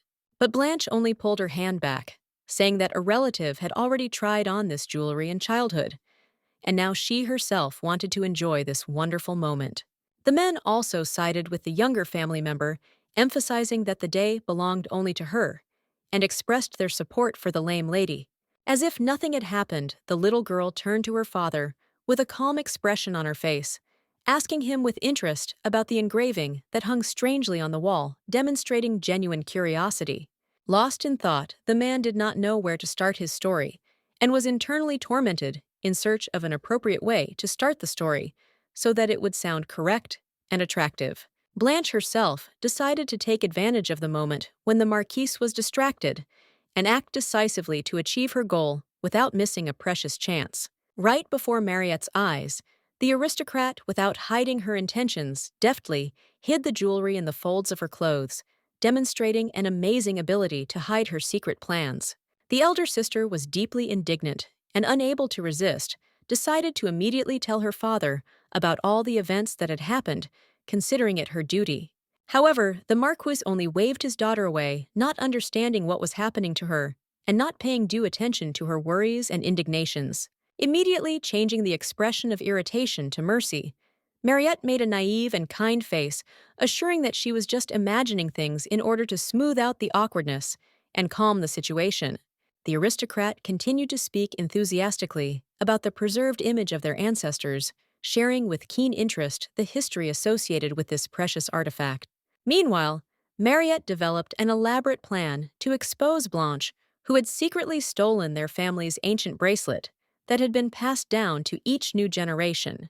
When some time passed, the Marquise could not believe that the bracelet with the snake had disappeared, and continued to be tormented by doubts, not understanding how this could happen. Sitting surrounded by his family, the man could not understand how this could happen, because it was a valuable heirloom that should have been kept in absolute safety. Soon intervened and suggested starting a search for the missing jewelry in Blanche's room, considering this a logical step in solving the mystery of the disappearance of the bracelet. Puzzled, the nobleman asked what exactly the eldest daughter was talking about, trying to understand her words and understand whether they could have anything to do with what happened. Immediately, the young lady was accused of having stolen the family jewel, and the whole room was plunged into tense anticipation of confirmation or denial. The father could not believe that Mariette was trying to blame her younger sister, while the maiden herself insisted that they immediately search the little girl's room for the missing item. The Marquis, without wasting a minute, decisively ordered the butler to immediately conduct a thorough search of all rooms of the house in order to restore order. Soon the bracelet was found and carefully placed on a soft red pillow, giving the event a complete look and returning the jewel to its rightful place. The aristocrat himself, clutching his head, could not understand how this could have happened, and was completely perplexed trying to comprehend what had happened. Mariette mockingly and self-confidently claimed that she had been convinced from the very beginning that her sister was being deceived and knew about the secret plan despite all her attempts to hide the truth. But then the servants intervened in the conversation, interrupting the conversation and bringing in new details that could change the course of events and shed light on what was happening. Bowing to the master, he announced that the decoration had been found in Mariette's room, thereby causing surprise and growing tension in the room. There was a surprised silence in the room. No one dared to utter a word. Everyone was lost in their thoughts, trying to comprehend and digest the unexpected incident that shocked them. The eldest lady began to actively deny all the accusations, calling them nonsense and ridiculous inventions, thus trying to protect her dignity and justify herself to everyone. She began to claim that she had not taken anything from the treasury, insisting on her complete innocence and expressing deep bewilderment at the words that arose. But at this moment, the servant again confirmed that the bracelet was found in her dressing table, adding new evidence to the unfolding case and strengthening suspicions. Approaching her sister, she asked if it was the work of Blanche, trying to find out who was really behind the disappearance of the jewelry and decide how best to deal with the current situation. Leaning towards her sister with an expression full of anger and contempt, Mariette decisively blamed her for all the troubles that had happened, saying that it was the younger relative who turned out to be the real fraudster who set her up. The Marquis took the side of the youngest daughter, firmly ordering the eldest to immediately apologize for her unfounded accusations and interference, thereby restoring justice.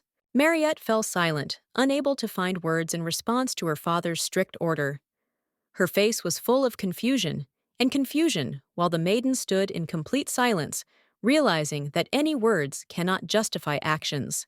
Crying, she desperately told her parent that it was the pure truth, trying to convince of her innocence and convey that her accusations were based on real facts and not on fiction. Blanche, clutching her head and feigning pain, said that she would like to go to her chambers to rest, thus trying to avoid further investigation and divert attention from her role in what happened. Pierre, with true gentlemanly conduct, offered his assistance in escorting her to her chambers. Kindness and consideration were evident, and he readily demonstrated courtesy, striving to ensure the comfort and safety of his sister. The girl lay in bed on soft pillows and a cozy blanket, immersed in darkness and silence, trying to find peace and solitude after a busy day. The man himself sat nearby, deep in thought. The game system confirmed his suspicions that Blanche was involved in deception, increasing his internal discontent and doubts. Looking at the gameplay notification on the screen, the little girl asked her brother a question, trying to understand how to proceed and what steps to take to continue the game. Quietly, with expressive embarrassment, she confessed her guilt to her relative, explaining that she was the one to blame, and told in detail how her sister got the bracelet, thereby revealing all the details of her action. Puzzled, the man asked why Blanche did this, trying to understand the motives for her actions and understand what prompted her to take such a step. The girl herself explained that before leaving the house, she wanted to cool her sister's ardor, hoping to calm her down for a while and perhaps make her think about her actions. The baby admitted that she was not at all going to walk down the aisle, instead of Mariette, as it might seem, but had completely different plans that were not related to such an important step as marriage. The man tried to convince his sister that if Juan remained dissatisfied, it could lead to serious consequences for their entire family, putting them in distress and ruining their reputation. Blanche herself tried to explain that she was not poisoned by accident, but because the Count only needed Mariette, and she was at the center of his plans. Continuing to smile, the lady turned to her brother with a question whether the youngest daughter, in addition to having to get married, also had to become a victim and die for the eldest. The aristocrat fell to his knees, screaming in despair that this should never have happened, deeply afraid of losing his dear sister and not knowing how to cope with this tragic turn of events. The man who survived that terrible day from the past prayed to God every day for Blanche's recovery, sincerely hoping that her suffering would soon end and she could return to normal life.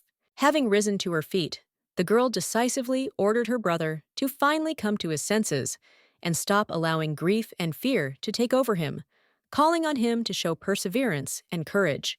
Coldly and confidently, the little girl stated that no god saved the little girl, and that it was she who helped herself overcoming difficulties and finding ways to cope with the situation. Tears appeared in the guy's eyes when he realized how much effort and suffering had been put into her own salvation, and how difficult it was to admit that it was strength and determination that played the key role. Taking her brother's face in her hands, Blanche sternly ordered him to seek forgiveness, not from God, but from his own sister, reminding him of the importance of redemption in the family and mutual support. The lady asked to dedicate your attention and care only to her, at least once, emphasizing how important it was for her to feel special and loved, even if it was only for a short moment. Mariette was furious, aware that she was being punished for something she had not done, and feeling a deep sense of injustice for everything that had happened to her. When suddenly, the girl was distracted by a voice that came from behind, interrupting her thoughts and drawing her attention to the unexpected source of the sound. It was a maid who wanted to tell her mistress something important, drawing attention to urgent information or a matter that required immediate attention. The shocked Mariette demanded an explanation from the maid, what she meant when she said that Blanche knew how to walk, not believing her ears, and trying to understand how this could be. The maid said she saw with her own eyes how the younger mistress walked without crutches, shocking with her unexpected confession and raising new questions about Blanche's health. In exchange for information, the servants asked for Fleur to be pulled out of the basement, fearing that she might have died, and urgently demanding that she be released immediately. The mistress realized that in this situation, it was most likely Blanche who had planted the bracelet, which put the whole incident in a new light and confirmed all suspicions. Turning away from the servants, the girl decided to immediately meet with her father to discuss the current situation and find out all the details of what was happening, trying to gain clarity and understanding. The Marquis, as one would expect, did not believe his daughter, resolutely declaring that this was nonsense and refusing to take the words seriously until he received convincing evidence. Mariette persistently tried to convince her father to go to Blanche's room to check if there was really anything suspicious there and to find out what was really going on. But then came the unexpected news that Blanche and Pierre had left the mansion together, causing further surprise and raising additional questions about their disappearance and plans. Afterwards, after thinking about what was happening, Mariette asked if the white snake bracelet was still there, fearing that its disappearance might be related to recent events and information leaks. Suddenly, the butler burst into the office with urgent news, interrupting the conversation and drawing everyone's attention to the urgent message that the snake relic was missing. The carriage raced swiftly along the road, while the horses were driven by the Marquise's son, demonstrating skill and determination in the face of urgent need. A pursuit began for the escaped children. The aristocrat, mounting his horse, set off at full speed, in pursuit relying on his speed and skill to catch up with them. Little by little, they approached the transport, which was under Pierre's control, each step bringing them closer to the fugitives. The man, radiating icy calm, sternly ordered his son to stop the carriage immediately, not tolerating any delays, and demanding from him complete precision and speed in carrying out this order. Raising the pistol menacingly towards the night sky, the nobleman fired with a decisive gesture, his shot resounding loudly in the silence, breaking the darkness of the night and filling the surrounding space with a tense echo. The horses, succumbing to panic, rebelled abruptly, rising on their hind legs and emitting menacing neighs. Their movements were full of chaos and wild energy, creating the impression of complete disorder. The carriage began to gradually slow down its movement, becoming more and more sluggish and indecisive, as if under the influence of an unknown force. Soon the transport overturned, breaking the calm of the night with a dull crash and plunging everything around into chaos and confusion. Breaking the silence and creating an atmosphere of disorder, Pierre fell to the ground and hit a tree with a dull crash, which unexpectedly appeared in his path, leaving painful marks and considerable pain on the male body. The Marquis dismounted from his horse, worried about the health of his son, who at that time was in a dangerous situation. Anxiety showed on his face as the aristocrat hurried to him, wanting to help and comfort him. The worker of the nobleman's house, who took care of the young man, reported that he was fine. He just temporarily lost consciousness, which caused everyone some concern, but it did not have any serious consequences. Suddenly, the Marquis, overcome with great anxiety, remembered his daughter. In an anxious impulse, he immediately rushed to find out what had happened to her and in what condition the lady was now.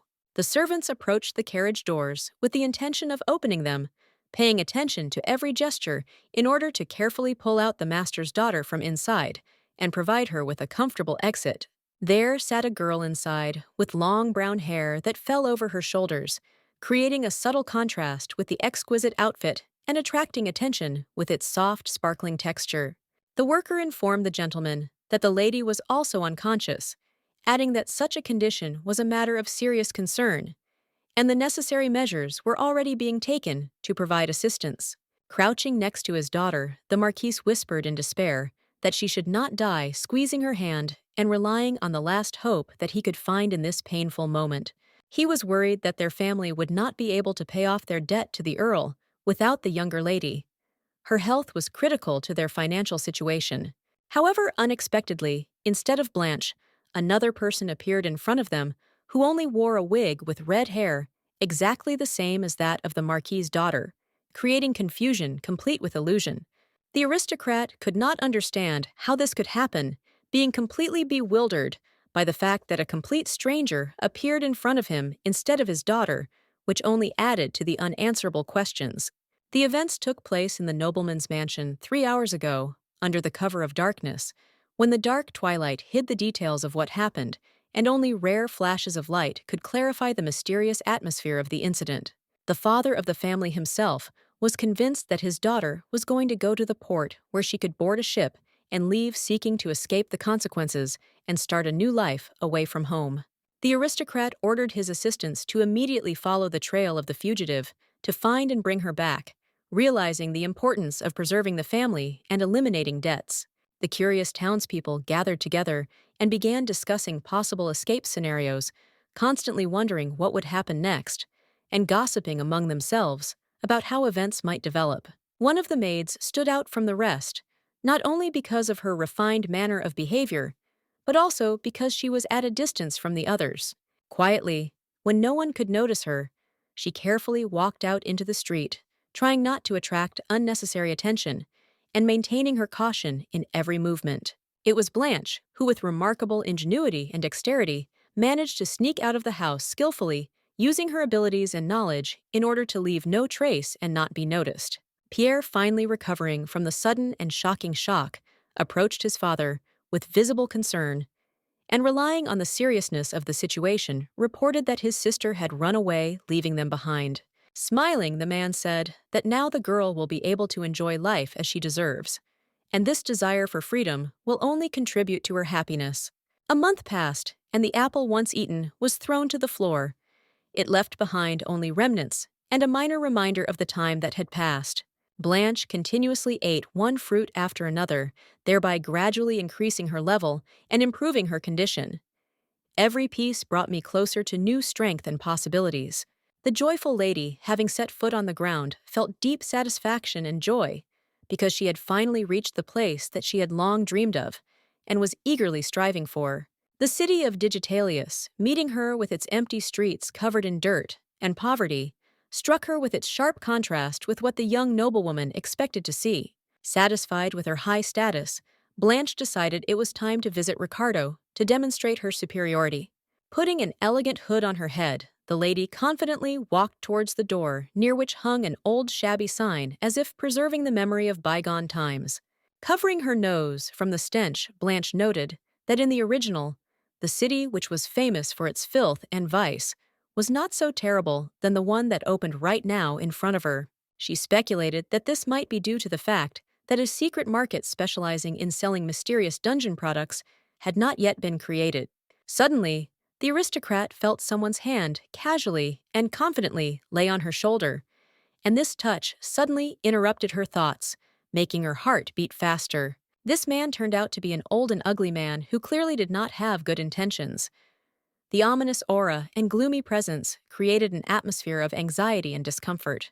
Blanche, unexpectedly grabbing the man's hand, surprised him with her determination and courage, which was an unexpected turn in their meeting. After that, she sharply twisted his wrist, and pressing his head against the wall, demonstrated her strength and complete control over the situation, making him realize his helplessness. Rudely, and with some contempt, the aristocrat confirmed that his words were true. Blanche had indeed never before visited this abandoned and gloomy area in question. After that, with a sweet and calm smile, she added that she could use the help of a guide to navigate this unfamiliar and confusing area. The lady glanced at the man's icon, on which his name was written in large letters. Jack. His status as street trash was prominently written next to his name. Not wanting to die so easily, the man began to beg for forgiveness. However, Blanche was not going to let her new acquaintance go until he answered all the questions. A sweet girl full of curiosity and anxiety turned to the peasant with a question whether he knew where Ricardo, the son of the famous Giotto family, was now. At that moment, the tramp shouted loudly to the entire hall, attracting the attention of everyone present, and anxiously announced that someone was looking for the eldest son of the boss himself, which caused a wave of whispers and wariness among those gathered. An adult man in an elegant suit and glasses, carefully examining those present, asked who the mysterious stranger was who had suddenly appeared in their area. The aristocrat declared with dignity that she would like to become part of their respected family. She expressed her sincere desire to contribute to their lives and become an integral part of their respected circle. The man looked with doubt and wariness at the strange maiden who suddenly appeared, and who could be none other than the henchman of the vile count. With a single snap of the bandits' fingers, their weapons were immediately aimed at the little girl who stood in front of them. The tension in the air became almost palpable, and an ominous silence suddenly enveloped the rooms. Blanche noticed that the Giotto family showed clear hostility towards her. Cold glances and wariness clearly indicated mistrust and hidden hostility. The guy in glasses, with a serious and concentrated expression on his face, asked the lady to let Jack go, emphasizing the importance of resolving the situation peacefully and avoiding further conflicts. Disgustingly pushing away the guy who was the first to approach her, Blanche demonstrated complete contempt and dissatisfaction. The gesture was full of pride and confidence. The girl raised her hands up and said with sincere regret that if she had known that this person was part of their family, she would have treated him completely differently, showing more respect and understanding. The leader in this room noticed the bravery and courage of the stranger, but despite her courage, he emphasized that they do not accept women into their circle. Deciding to demonstrate the full extent of her strength, the little lady confidently and effortlessly broke the table by hitting it with her fist. After this, Blanche, with a graceful smile on her lips, curiously inquired about the reason why she was not allowed to become part of the Giotto family, which caused her slight bewilderment. Nodding understandingly in agreement, the man, radiating confidence and determination, ordered the strong and decisive lady to follow him, thereby demonstrating his calmness and authority in this situation. The mansion was truly enormous. Its scale and architectural sophistication were astounding, occupying a vast area and creating a sense of grandeur that was impossible to miss. Looking around, the little girl was surprised that the house did not seem as big to her as it would be in 7 years, when its grandeur and scale would increase significantly. The stranger, comfortably seated in his chair, suddenly attracted attention by loudly and emphatically announcing that the lady had expressed a desire to meet his son. There sat an attractive man with dazzling blonde hair and bright blue eyes, dressed in luxurious clothes that exuded sophisticated style and elegance. The girl, noticing the status, quickly realized that sitting in front of her was Ricardo's father, named Ilio Giotto, a man with a high reputation and respect in society. A sad fate awaited this man. 3 years later, when Ricardo turned 18, he himself would deal a fatal blow to his father, using a sword which foreshadowed a tragic event in their future. And already at the age of 22, this attractive young man intended to take the post of boss, which indicated ambitious plans and a desire for high status. And at the age of 30, having become a villain, he intended to carry out his dark plan, aimed at destroying half the continent, which promised devastating consequences. If Blanche can get close to Ricardo, she will not have to worry about her safety in the midst of war, since her alliance with him will provide protection and support in difficult times. In this way, the girl will have the opportunity to truly enjoy every moment of life, have fun with all her heart, and have feasts without any worries, immersing herself in the atmosphere of a peaceful existence. And after that, the aristocrat planned to frame the man and go over to Anastasia's side, which would allow her to strengthen her position and achieve new profitable goals. As a result, Blanche will lead a life of wealth and luxury, enjoying all the privileges and pleasures it has to offer, and immersing herself in a world of comfort and selfless pleasure. Rising from his seat, Giotto carefully and warmly took the beautiful lady by the fragile hand. His gesture was filled with sincere attention and deep respect. Ilio could not help but notice that only noble ladies had such refined and fragile palms, whose hands were without a single callus, testifying to a life of comfort and without unnecessary difficulties. Grabbing Giotto by the hand, the girl reminded him that her desire was not to meet him, but Ricardo, thereby emphasizing her desire to meet a more important person. The leader of the bandits was amazed at the strength and confidence emanating from this small lady, surprised at how the small figure hid such significant inner strength and determination. Ilio, smiling, said that he could not allow just anyone to meet his child, emphasizing the importance of maintaining certain standards and safety in such meetings.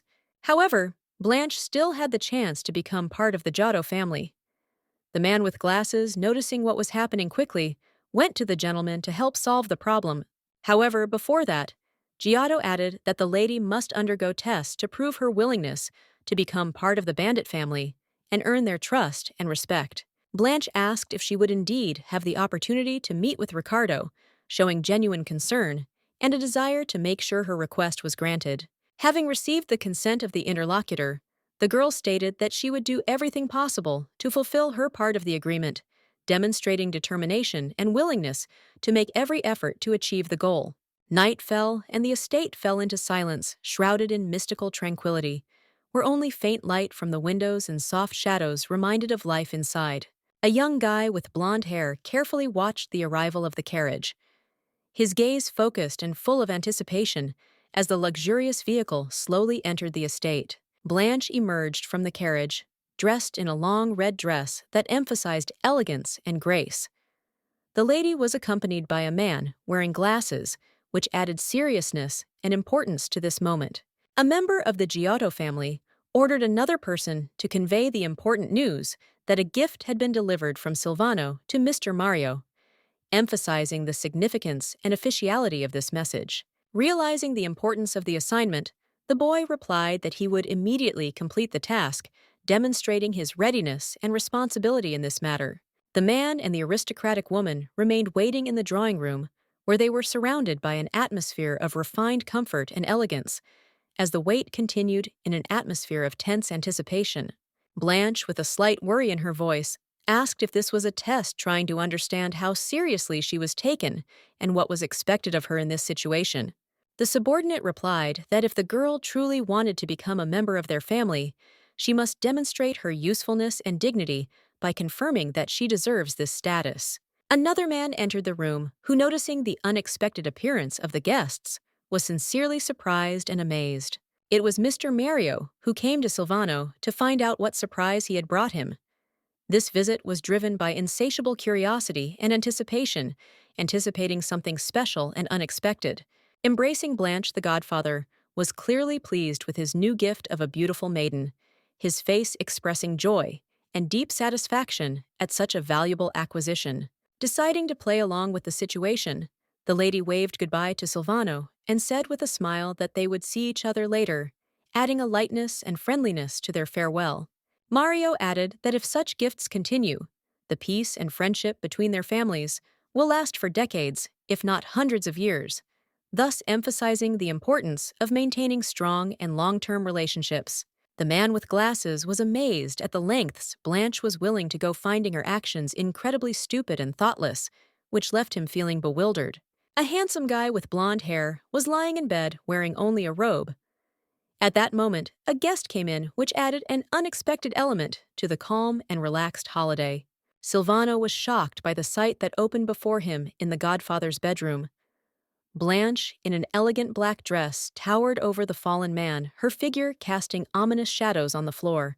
Smiling, the girl said that this man was too weak and fragile to cope with the situation, and these words sounded like a cold sentence.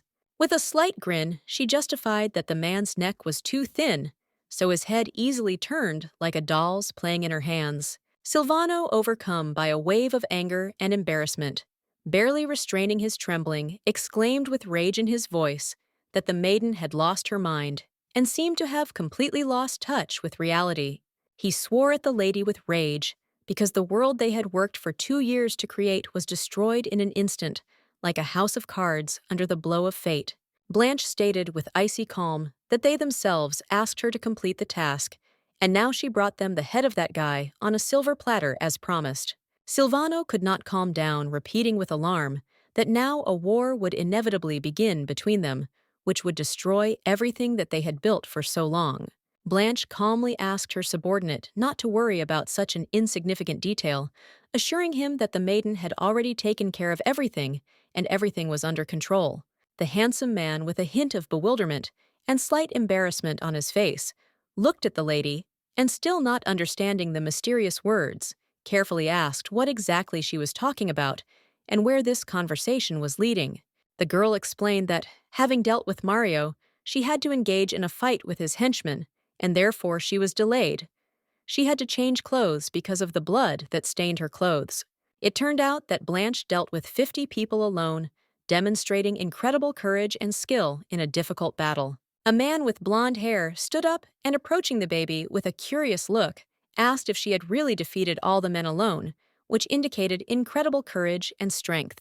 Shrugging her shoulders, the little girl quietly replied, with invisible determination and calmness, that her only desire was to survive at any cost, and therefore the noblewoman stopped at nothing, not allowing anything to block her path.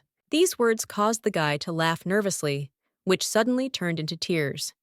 He, impressed by the sincerity and severity of what was said, could not contain his emotions. Silvano could not calm down, hastily stating that they should deal with the bodies as quickly as possible and hush up the situation to prevent the possibility of other organizations finding out about what happened and starting a war. The man, with a decisive expression, ordered his subordinate to immediately take care of all the details in order to avoid further consequences and prevent any unwanted complications. Adjusting his glasses, the employee said that he would prepare all the necessary evidence and present the deceased Mario as guilty of the conflict, carefully substantiating his statement and convincing everyone of the correctness of his conclusions. Placing his hand on the lady's shoulder and looking at her with respect, Silvano said that she had done an excellent job of completing a difficult task and expressed his deep appreciation for her outstanding efforts and professionalism. After that, he added that with a girl like her, they would be able to quickly defeat all enemies and overcome any obstacles, confidently looking to the future. To these words, the blonde expressed clear disagreement, saying that the sweet and fragile Blanche should not have taken part in this matter, believing that her presence here was inappropriate and unfair.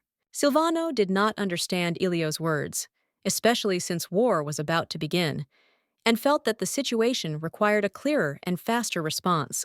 With warmth and a slight smile on his lips, Giotto asked Blanche, with genuine interest, if she had ever taken someone else's life, demonstrating deep and genuine curiosity. The aristocrat honestly admitted that this was the first time she had encountered such a situation, and the sincere confession was deeply touching. Silvano could not believe what he heard, and his surprise was so great and deep that he was in complete shock, unable to find words to express his feelings, and realize the scale of what was happening. Elio, looking at the girl with curiosity, asked her age, and it turned out that she was 17 years old, but would soon turn 18. The man quickly came to the conclusion that the lady was only 2 years older than Ricardo, and this discovery was unexpected for him, completely changing the idea of the participants' age and experience. The handsome man gently placed his hand on the girl's head, with this gesture expressing his sincere support and deep admiration, which added special warmth and significance to their moment. Like a caring father, he praised Blanche for her efforts, but at the same time gently warned her not to overexert herself too much and to pay attention to her own comfort. Smiling brazenly, the girl expressed doubt that the boys would be able to cope without her help, hinting at her indispensability in this situation. Elio, gently touching the tip of his finger to the interlocutor's nose, with a slight touch of irony and severity, ordered him not to bully him, emphasizing his sincere interest in her behavior. He explained that if they were so dependent on a newcomer, their organization would likely not be able to last as long as they did, emphasizing the importance of their team's resilience and self-sufficiency. Silvano agreed with the gentleman, noting that today, for the first time, Blanche got her hands dirty with blood, which meant her extraordinary and disturbing participation in the events taking place. The girl did not understand such concern because normal people would be shocked by the sight of a murder and could not remain indifferent to such a terrible event. When the girl mentioned the meeting with Ricardo, the men fell strangely silent, and a tense silence hung in the air as if the topic raised was extremely sensitive. Ilio promised to arrange a meeting as soon as the war ended, leaving hope for a peaceful resolution of the conflict and the restoration of all previous relations. Silvano was interested in the reasons for such a persistent desire to meet with the head's son, trying to understand what was behind this request and what hidden motives might be hidden behind it. The lady admitted that she came to him with the goal of becoming his subordinate, sincerely seeking to offer her services and demonstrate her willingness to work under his leadership. Ilio was uncomfortable saying this, but he had to admit that his son was much weaker than the lady, which created additional tension in their interaction.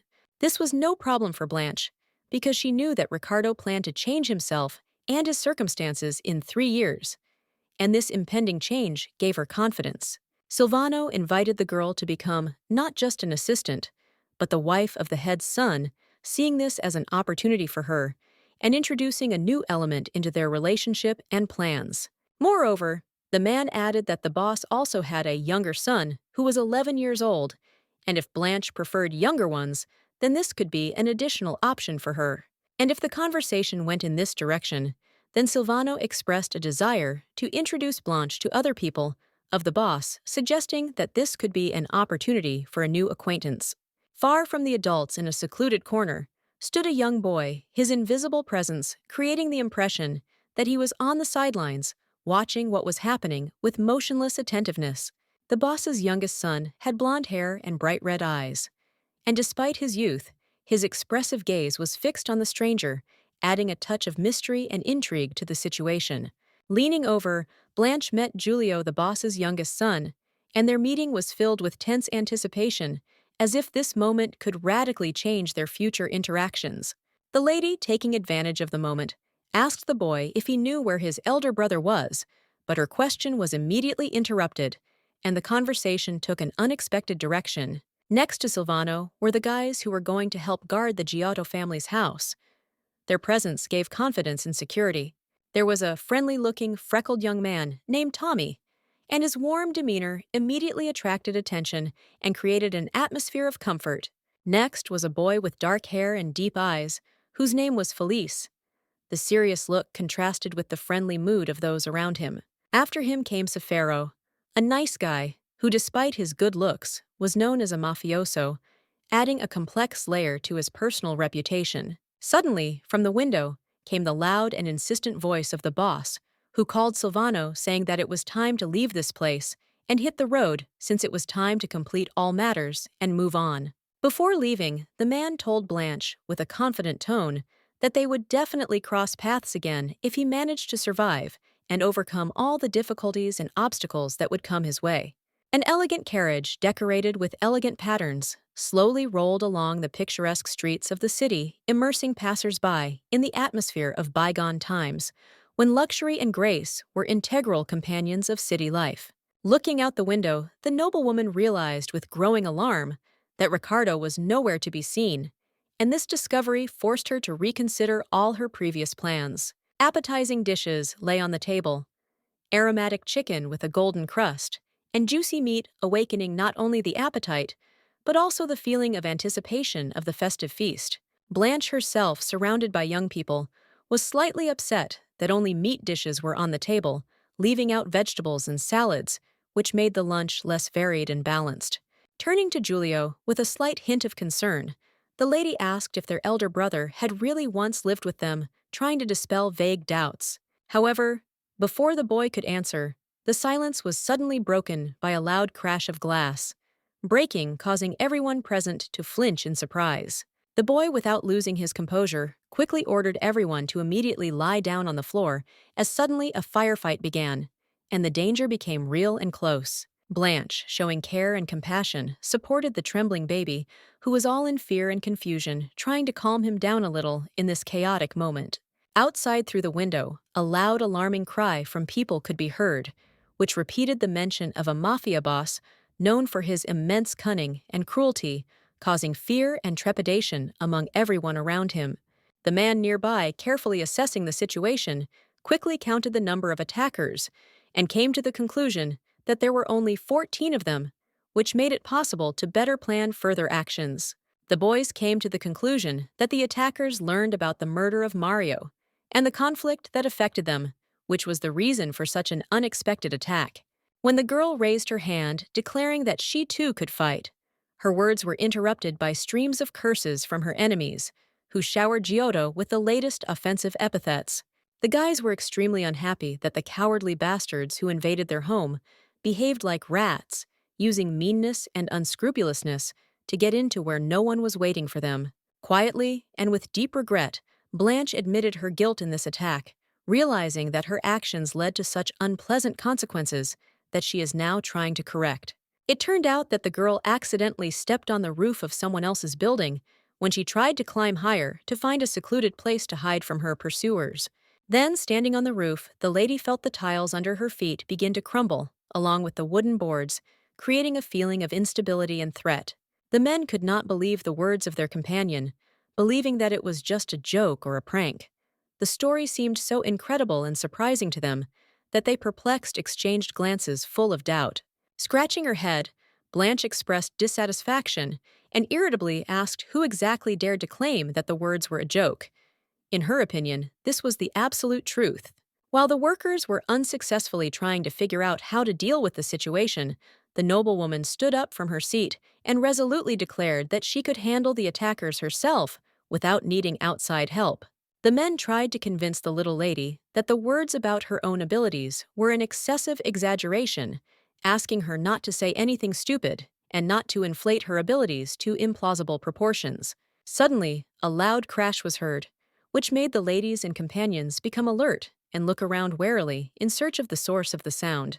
At this moment, all members of the Elio family simultaneously turned in the direction where the sound came from, alertly straining their senses and preparing for a possible threat. Suddenly, footsteps were heard, and black spiders crawled out of the thick darkness, slowly sliding along the fallen boards, each step accompanied by ominous and piercing creaks. Enemies burst into the room, seeking with brutal determination to seize everything around and take revenge, leaving no room for doubt about their intentions. Holding a crossbow in his hand, a handsome man with blonde hair and an impudent smile turned to Blanche, calling her a beauty, with such dazzling charm.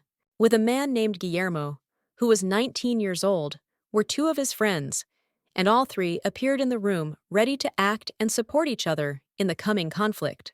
The bandit, closely examining Blanche, inquired what she ate to become such a beauty, clearly surprised by her attractiveness and wanting to know the secret of her charming appearance. The lady was amazed to learn that the other mafia boss had an impressive 320 morality points, which was an unexpected and surprising contrast to his reputation.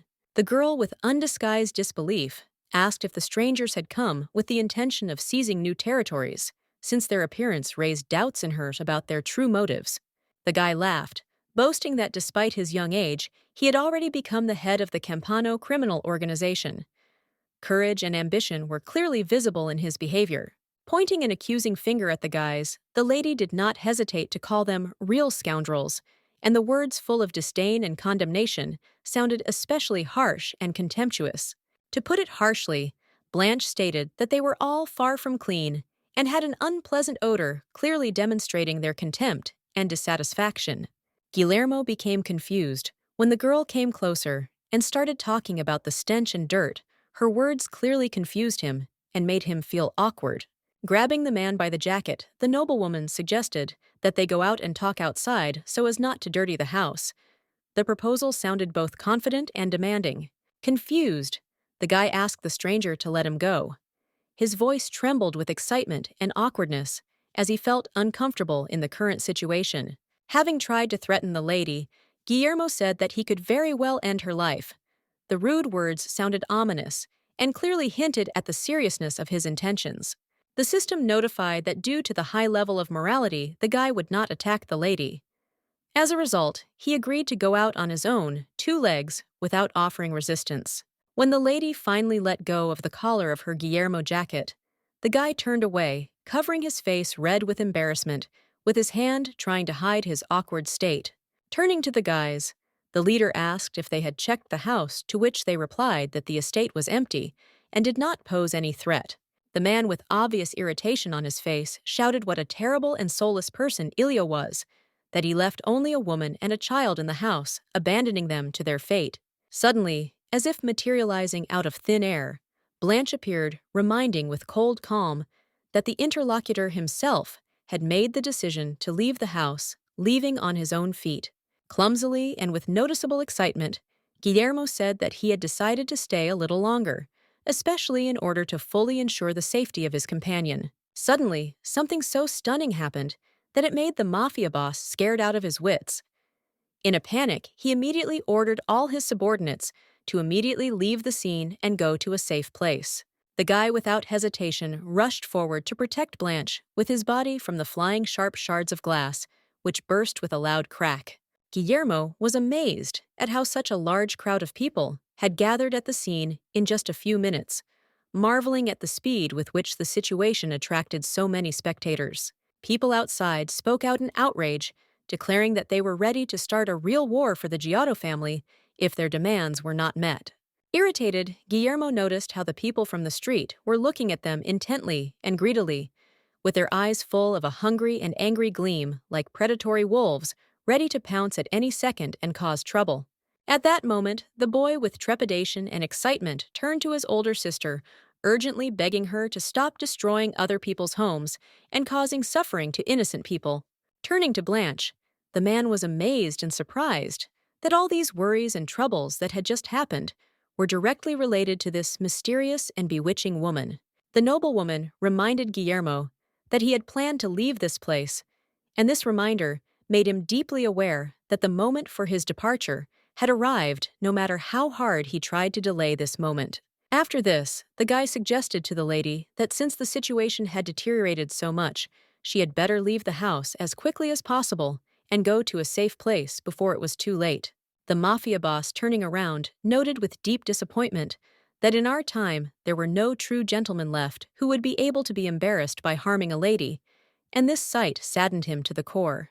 Turning to face the interlocutor, Blanche firmly and decisively stated that only she herself has the right to decide what to do and when to do it, not wanting to allow anyone to interfere with her personal decisions. Everyone present froze in anticipation when an elegant lady in an evening dress emerged from the mansion. The steps were small and refined, giving each movement a special grace and sophistication. In a loud voice, the little girl stated that she was sent by the Giotto family to make the girl guilty of everything that happened. The words turned out to be true, revealing the hidden intentions and reasons for Blanche's presence. Local townspeople did not believe that it turned out that it was Giulio standing not far from Blanche and attracting everyone's attention with his eccentric behavior, which could not go unnoticed. Fragile baby could be the culprit and began to be indignant, accusing Ilio of deciding to hide behind a woman in order to avoid responsibility. In a loud voice and in front of everyone present, the girl declared that she challenged the throne of this city, since this was the only chance for escape and freedom. Together with her boyfriend, the lady rode forward majestically on her horse. Her determination was obvious. The baby challenged the king of this city, and despite his arrogance, he could not afford to reject the bold and daring challenge. Pressing his companion's ear, Guillermo, with a serious and insistent tone, invited her to take the last chance and leave this dangerous place while there was still an opportunity to slip away unnoticed. The guy was convinced that despite the incredible strength and resilience of the baby, her efforts would not matter at all, since she would still not be able to defeat the king. A large and fat man sat on a throne set in the middle of the street.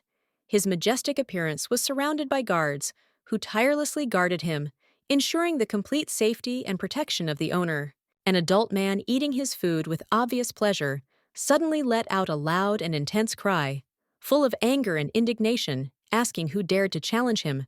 Seeing the fragile Blanche, the fat man was amazed and surprised that this gentle young lady dared to disturb the peace and challenge him to fight, causing him deep bewilderment. With a mockery, the rude man said that perhaps the fragile maiden was mistaken, and instead of becoming a rival in the ring, she should have become his partner in bed. The girl could not help but notice that the man had outstanding endurance and impressive strength, which became more and more obvious as the actions progressed. Thanks to the magic bracelet, the lady's strength has increased significantly, becoming much more impressive, compared to what it was at the very beginning of her journey. A piece of apple suddenly fell and ended up right at the lady's feet, which made her look at the randomly fallen fruit. The benevolent man generously provided the lady with the opportunity to refuse the battle for beauty, allowing her to avoid conflict and maintain her dignity. Amerigo gave the wisdom that you should not engage in battle with an enemy who is clearly superior to you, because wisdom lies in the ability to avoid unequal battles. Blanche did not object to the fact that her opponent was significantly stronger, realizing that trying to argue it would be futile. However, the little girl was intrigued by where exactly Amerigo got these apples, which aroused her keen interest and many questions. The man, thinking that the lady might have a desire to eat fruit, remarked that he could provide it to her if she were more affectionate and friendly. When the little girl began to open her inventory and move her hand in the air, her opponent could not understand what exactly she was doing and how it could affect their interaction. Amerigo ordered the lady to immediately stop her nonsense and senseless actions, which only hindered the matter. And after that, they finally began the long-awaited battle. The rivals stood in front of each other, ready to fight, their eyes locked, and the tension grew, creating a tense atmosphere before the brutal battle began. Blanche swung determined and purposeful, preparing to strike the first blow. Her movements were full of tense strength and confidence. Every muscle in her body was ready for action, radiating determination and concentration. Amerigo was stunned when a powerful blow struck by the maiden hit him in the stomach, and suddenly blood appeared on his body. What happened shocked him, and he froze, not expecting such a turn of events. When Blanche extended her hand, it was covered with a bright red liquid, indicating that the blow was not only accurate, but also bloody. People watched in shock, like spectators in the stands, unable to intervene or change the course of events, their faces reflecting a mixture of surprise and helplessness. The guards were amazed to see that someone had managed to defeat the master. Their faces expressed a mixture of shock and disbelief, since such an event was completely unexpected and incredible for them. The lady asked if the people nearby were members of the Mila family. The voice sounded with notes of concern and interest, as she tried to find out if they were connected with personalities important to her. With curiosity, the little girl asked where exactly they got the apples. Her big eyes sparkled with interest, and the question was full of expectation and desire to know the details. The men, trembling with fear, pointed with trepidation to the majestic greenhouse, where powerful trees like guardians of secrets rose among the greenery and silence. The large house, as if it had absorbed warmth and light, was flooded with sunlight, which gently slid along its walls, giving it even more grandeur and comfort. While enjoying the juicy apples harvested in honor of her well-deserved victory, Blanche suddenly received notice that her reputation had increased significantly. Soon a young man approached her, his voice filled with both interest and alarm, as he asked if the lady was really able to kill Amerigo and win such a decisive battle. Elio and Silvano were deeply amazed and surprised by what they heard, their faces expressing genuine amazement, since the news was so unexpected and incredible. Guillermo came to the girl's defense, who now addressed her with reverence and respect, like a queen, emphasizing her importance and greatness in his eyes. Giotto, not recognizing the guy as a member of his family, curiously asked who he was and how he was connected with them, since such a presence was unexpected and mysterious for him. With a grin, the boy said that at 19, he was the boss of the mafia, and now he occupied the place of Blanche's right hand, demonstrating his influence and importance in those around him. Sighing wearily, Elio realized that the guy in question was a mushroom smuggler, which explained his strange behavior and secrecy. Looking questioningly at her interlocutor, the maiden asked if he had said something about mushrooms used in Argot, trying to understand whether the interlocutor had something specific in mind or if it was just a random mention. The man hastened to explain that the boy spoke directly and frankly, and that it was specifically about smuggling in order to dispel any doubts and misunderstandings. For the aristocrat, this came as a complete surprise, since Guillermo was known for his high morality and impeccable behavior, which made his act especially surprising and incomprehensible. The guy could not restrain himself, and with contempt in his voice, ordered the rich people not to look down on him, expressing his deep contempt for their arrogant behavior and social arrogance. Guillermo cursed, expressing his outrage and indignation, as he said that evil men had monopolized their entire city, taking over its resources and power. As soon as the conversation in the company became particularly tense, it was interrupted by a voice that, addressing Blanche, with respect, called Her Majesty, thereby reminding everyone of her high status and merit. These were bandits, who, having lost their king, now sought to make the lady their queen, thus hoping to restore their influence and power under new leadership. Silvano quietly informed his boss that now all the property has passed to the beauty, thereby emphasizing that the baby has become the new owner and owner of significant assets. Ilio understood that this meant that these people were going to do everything possible to ensure that Blanche became part of their family, thereby seeking to strengthen their position. Soon the guys simultaneously turned to the aristocrat, who was quietly eating an apple, and asked what she was going to do, now waiting for her decision and reaction to the current situation. In response, Blanche said that she had no intention of becoming part of Miele, since her true goal was to become Ricardo's subordinate, thereby seeking to realize her own ambitions. However, this did not mean that the girl was not going to take the property she had won, which she needed for one important matter related to her future plans. Sitting on a throne in front of an excited crowd, the lady held a crown in her hands, symbolizing her new power and greatness, and her gaze radiated confidence and determination. The little one already knew that the residents were unhappy with what had happened some time ago, and realized how much this discontent could affect the city. After much deliberation and careful consideration of all the circumstances, Blanche finally decided that she was punishing the Giotto family in an effort to restore justice and satisfy grievances.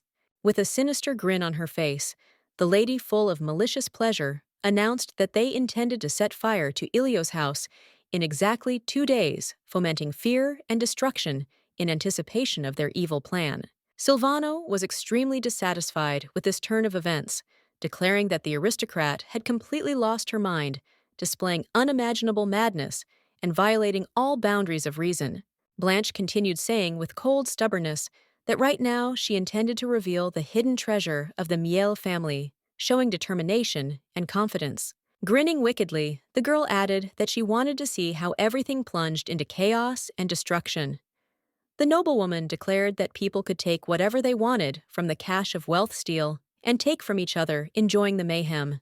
The fire burned relentlessly, engulfing the house with unrelenting fury and burning it down, leaving only ashes and charred remains as grim evidence of its destructive wrath.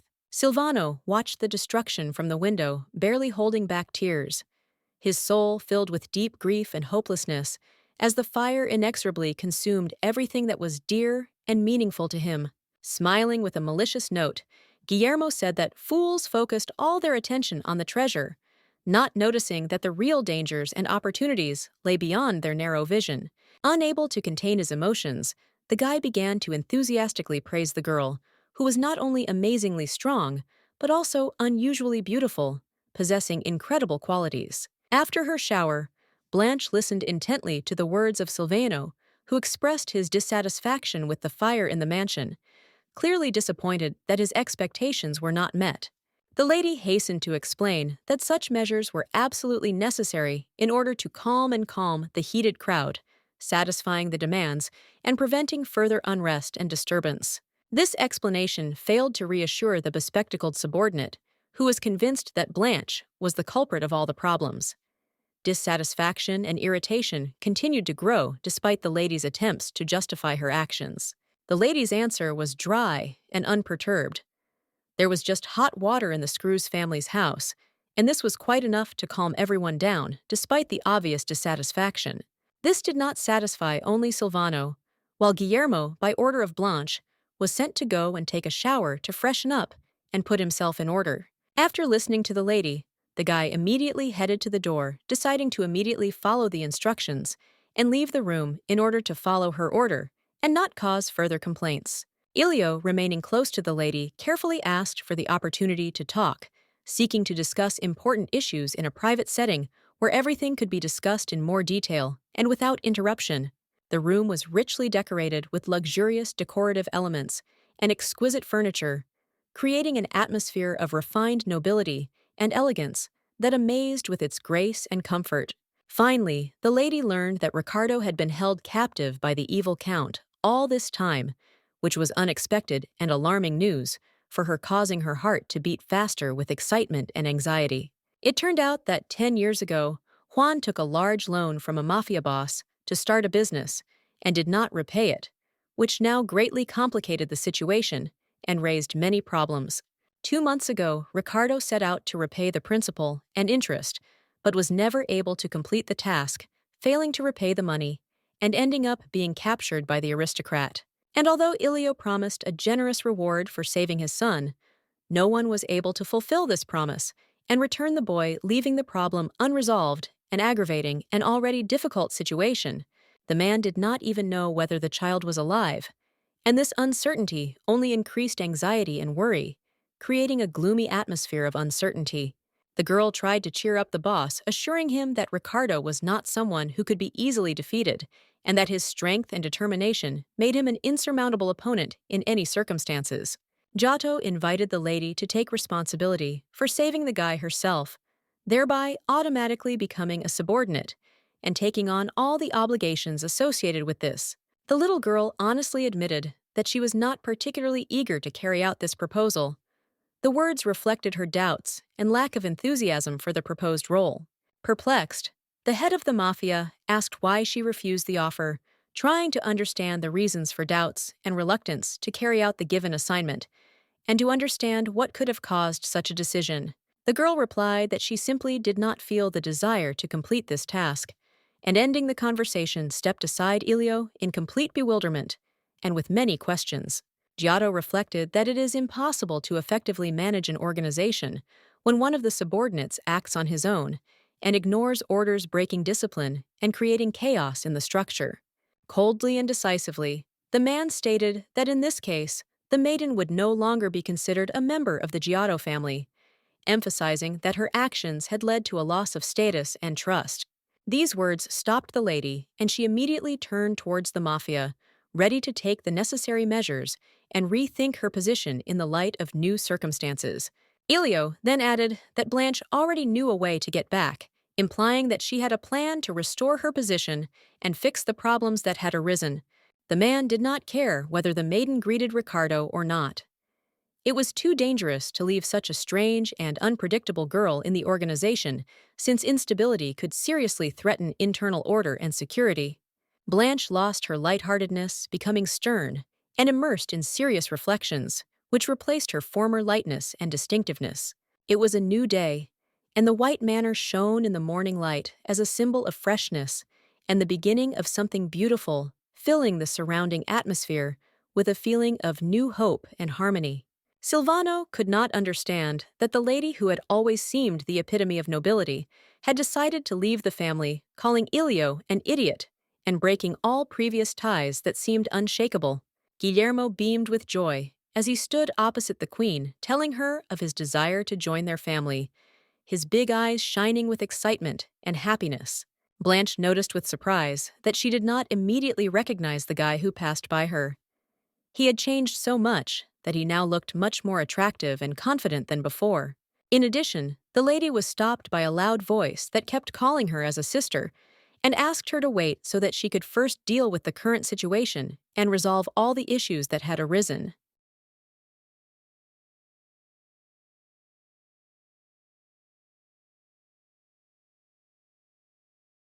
The boy tremblingly held out the gift, an exquisite necklace on which was gracefully made a miniature figurine of an elephant symbolizing good luck and prosperity. Giulio explained that if the little girl showed this amulet to her brother, he would be sure that the lady belonged to the noble Giotto family, known for its history and influence. Silvano happily handed over his gift, which was carefully wrapped and exuded special warmth and attention, put into every detail, demonstrating a sincere desire to make this moment special and memorable. It was a portrait on a sticker, which could be very useful if a lady was faced with the need to hide her identity, since it had the unique ability to easily adapt to different images. Blanche wore an exquisite cape, which gave her image not only special charm and elegance, but also warmed her from the cold, creating coziness and warmth. Guillermo asked his queen to always stay warm and comfortable, emphasizing that comfort and safety are of paramount importance to him, and the guy is ready to do everything to make her feel protected and loved. In response, the little girl said that if fate turns out to be favorable to them, they will still be able to meet and spend time together despite all the obstacles and difficulties that may stand in their way. All the guys warned Blanche strongly, advising her to be especially careful and attentive, taking into account the many possible risks and hidden dangers that could lurk at every step.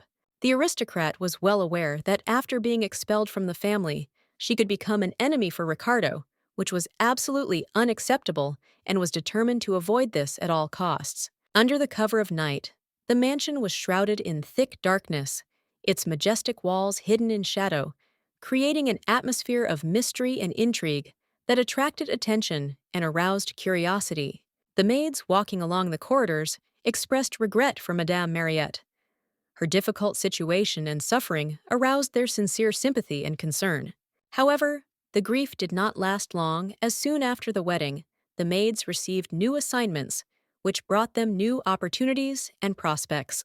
The freckled maid turned to her partner and rudely reminded her that she should also show gratitude for the work done, emphasizing the importance of acknowledging efforts and showing respect. Their friend's name was Irene, but in fact she was Blanche, carefully hiding her true face under an ugly mask so as not to arouse suspicion among others. The maids immediately realized that the strict Mrs. Mariette would be very angry when she saw such an ugly woman, and that this would cause her a storm of emotions and discontent. Smiling, Irene offered to take the food to the guards in the basement so they wouldn't have to worry about food and could focus on their work. One of the maids asked in bewilderment why they needed to go to the basement, where almost no one looks, and this caused some confusion and additional questions among everyone. They accepted her friend's words that she wanted to bring medicine to the prisoner, when in fact the girl should have taken better care of herself.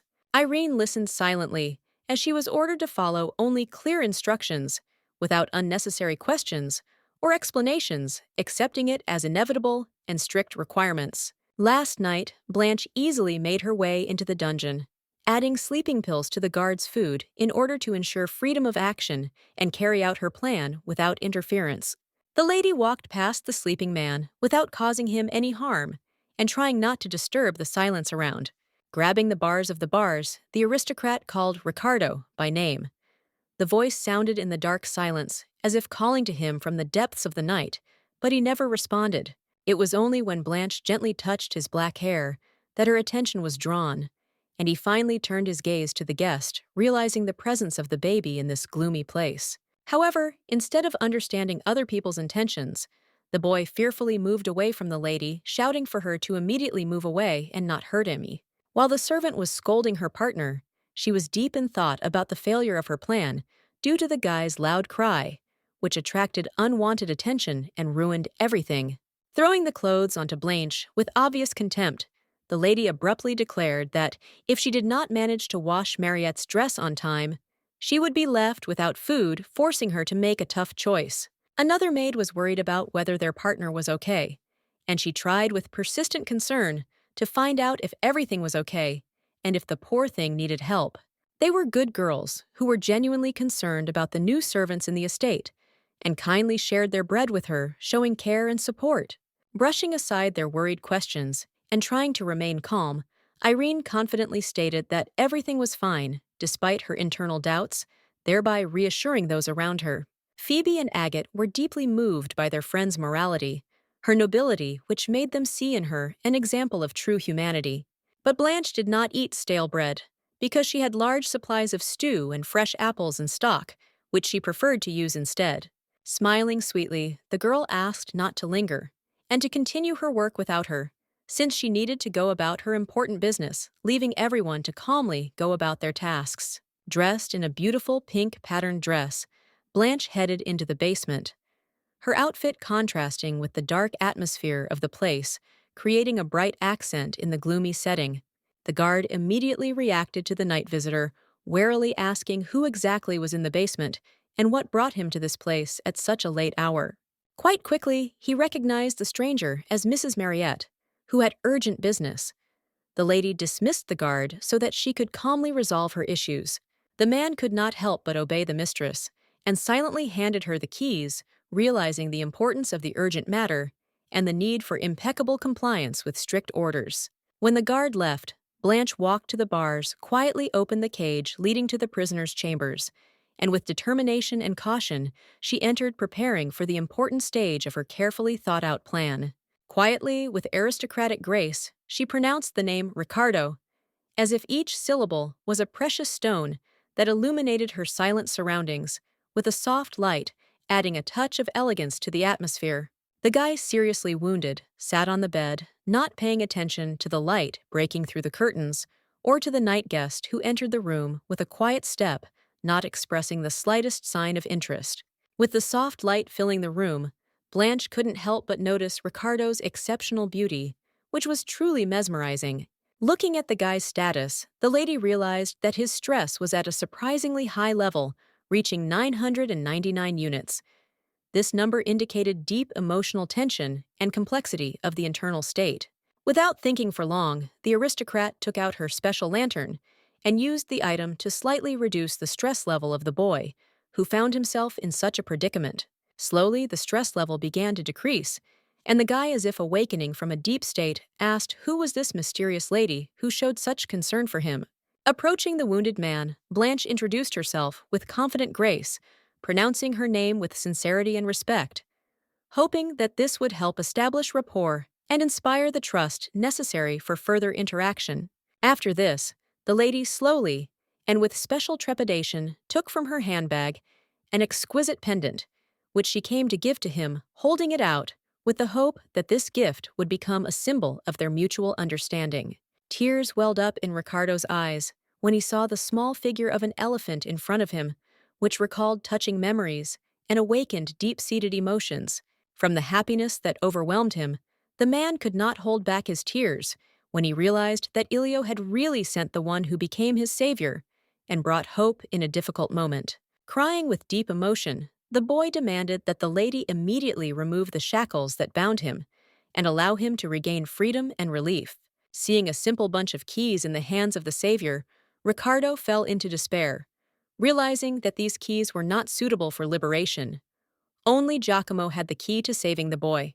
Not understanding who exactly they were talking about, Blanche asked with obvious interest and persistence who this person was in order to clarify his role in current events and understand what significance he had for everything that was happening.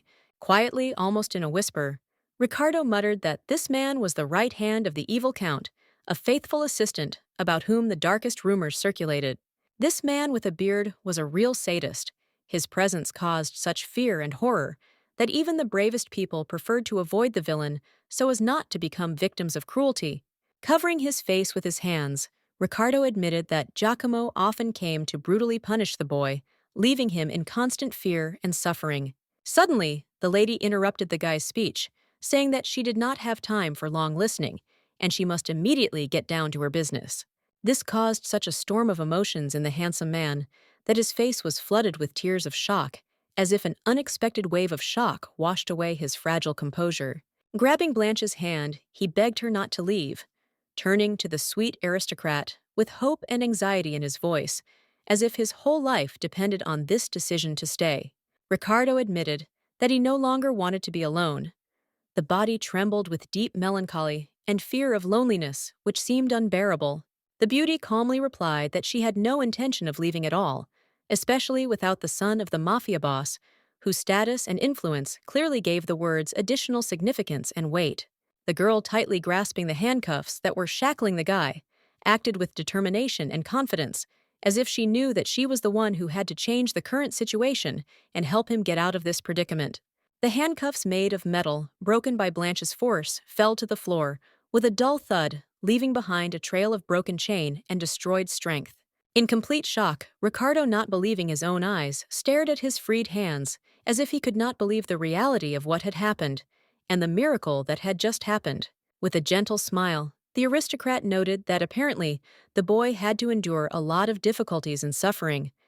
The words were full of sympathy and understanding for the young tester of fate. Suddenly, the system reported that Ricardo's stress level began to rise again, signaling the growing tension and anxiety that was once again engulfing the mafioso.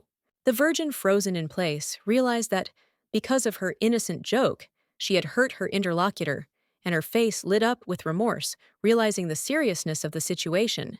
Concerned, and with a slight tremor in her voice, Blanche cautiously asked if Ricardo would be able to get to his feet, given that he was weakened and clearly having difficulty moving. The boy tried to get up, but soon fell to the floor again, and the lady, sighing with slight regret, told him to take his time and gather his strength to try again. This frightened the guy even more, who, fearing the arrival of Giacomo, realized that all the past time he had been being bullied by the assistant of the evil count. Blanche sincerely felt sorry for the poor boy who was afraid of everything and whose level of anxiety was extremely high, as if a reflection of her own fears a long time ago when she herself was in the same position. Placing her hand on the shoulder of a new acquaintance, the maiden tried to calm the young man, showing sincere kindness and support to help him cope with excitement and anxiety. She promised that she would not allow Giacomo to harm Ricardo, assuring him that she would protect him from any dangerous interference and evil intentions. Their hands touched, and Blanche, looking into his eyes, swore with her name allegiance and devotion to the guy, promising to support and protect him from any threats. As if out of nowhere, a plate of food appeared in front of them, as if materializing straight out of thin air, bringing with it the feeling of an unexpected and pleasant surprise. Blanche affectionately asked the hungry Ricardo if he liked the pork leg soup, showing concern, and a desire to treat him to something tasty and filling. Outside, there was a blanket of snow that quietly and peacefully covered the ground, creating a winter wonderland of snow-white expanses and sparkling ice crystals. The maids whispered among themselves, expressing dissatisfaction with the new girl, who looked strange and did not fit into the usual circle of their familiar and usual affairs. Irene thought that getting rid of Giacomo would reduce Ricardo's stress levels significantly, believing that eliminating the source of his anxiety would help him calm down and recover. Suddenly, an unpleasant voice interrupted her thoughts, sharply distracting the girl from the stream of thoughts and returning her to reality with unexpected and overwhelming force. The Marquis came out into the street, holding a gun in his hands, and quickly walked towards the servants. Confident steps and a determined look clearly showed that he was serious. The maid with blonde hair began to make excuses, explaining that she was simply raising a new girl, trying to convince the Marquise that her actions were only part of the job and had no malicious intent. The man immediately drew attention to Blanche, who at that moment turned away, trying to hide her awkwardness and avoid looking directly at him. The nobleman could not help but notice the striking resemblance between the maid and his runaway daughter, which attracted attention and triggered a wave of memories and emotions. However, Juan soon appeared, turning to his father-in-law with obvious concern, asking if there had been any problems with the servants. His voice betrayed anxiety and a desire to understand the situation. The Marquise immediately lost hope and admitted that he had simply remembered his late daughter, which had brought back painful memories and broken his resolve. The Count understood that seeing a servant similar in age to the deceased, the aristocrat experienced deep sadness and melancholy caused by the sad memory of the loss. Without hesitation, Juan announced that all three maids had been fired, thus deciding to sort out the problem and stop further misunderstandings. Turning to Giacomo, the Count ordered that the poor girl who had been wronged be taken care of in order to alleviate his father-in-law's sadness and avoid further unpleasant emotions. For Blanche, this was a pleasant surprise, because she finally learned the identity of the villain who dared to offend Ricardo, which allowed her to see his true face and understand who was behind the suffering. Giacomo agreed to appoint Irene as his personal maid and to closely monitor her to ensure her safety and proper performance of her duties. Juan himself ordered the Marquise to stop thinking about the dead and focus on the living Mariette, who was beautiful and deserved more attention and care. With a smile, the nobleman reminded the aristocrat about the upcoming wedding ceremony, which was to take place very soon, and that it was worth focusing on preparing for this important event. Blanche was extremely pleased that, being Giacomo's personal assistant, it was not difficult for her to get to him and carry out an elaborate plan of revenge. The only thing she continued to think about until now was how exactly she should end this disgusting man in order to get rid of his abomination once and for all. Ricardo sat comfortably on the bed, covered with a soft sheet, feeling completely satisfied after a hearty lunch, the taste of which still remained on the tongue, causing pleasant sensations and peace. Thoughtfully, the boy rubbed his hands, just freed from heavy chains, feeling the long-awaited freedom and deliverance from the torment that he had endured with great difficulty. During punishments, Giacomo often called Ricardo by his father's name and ordered him to look at himself in order to emphasize his superiority and humiliate the young guy. Ricardo still could not get rid of painful memories that, like shadows, brought fear and horror to him, haunting him even in the calmest moments, and not allowing him to find inner peace. The only consolation for the young man was the promise of protection from Blanche, which at the same time aroused in him a feeling of embarrassment and relief, giving him hope for safety. Suddenly, the figure of a sweet aristocrat holding a lantern in her hand appeared in front of him. Dazzling and captivating beauty filled the air with an atmosphere of mysterious charm. Slowly, she approached Ricardo. The women's movements were graceful and fluid, adding mystery and charm to the incredible image. Immersed in dark memories of a bloody battle that took away not only his peace, but also a piece of his heart, the guy was lost in deep thoughts about how this tragic event radically changed his entire life. Upset Juan listened to a report from an assistant who said that all 5 of Mariette's ladies-in-waiting had quit, unable to withstand the pressure before the wedding and the complex character of the mistress. The Count was not happy that his future wife would go down the aisle without a servant, since this could significantly undermine the man's reputation and create an undesirable public image. When the conversation turned to candidates for the position of maid of honor, the subordinate suddenly remembered one girl who seemed to be an ideal choice for this role, given her outstanding qualities and suitability for the requirements. Mariette could not contain her deep hostility when she saw the new maid of honor, and her face immediately betrayed strong displeasure and irritation, which was difficult to hide even behind a carefully hidden mask of politeness. Standing nearby was Irene, whose face was disfigured and deformed, which only increased the feeling of discomfort and tension in the air. Every glance at the distorted appearance gave rise to a continuous feeling of anxiety and confusion. The older maid explained to the mistress that she had been sent on behalf of the Count's assistant, adding details to clarify the situation and clear up any misunderstandings. Blanche sighed heavily, not wanting to go deeper into the analysis and deal with the bad mood of the stupid Mariette, preferring to avoid a new conflict. The once older sister approached the younger sister, extending her hand in her direction and expressing something vague that could be perceived as a desire for acceptance. The lady was completely satisfied that next to such a monster, she would seem even more beautiful, and this added to her confidence in her unique attractiveness. To confirm her words, the aristocrat turned to her younger brother, who was absorbed in his studies, and attracted his attention to reinforce her words and demonstrate that she was right. However, Alphonse sided with the maid, noting that it was probably unpleasant for her to listen to insults addressed to her, and expressed his sympathy for her difficult situation. Looking ahead with empty eyes, the boy remembered how Mariette had also insulted Blanche, and his gaze was filled with bitterness and regret from these memories.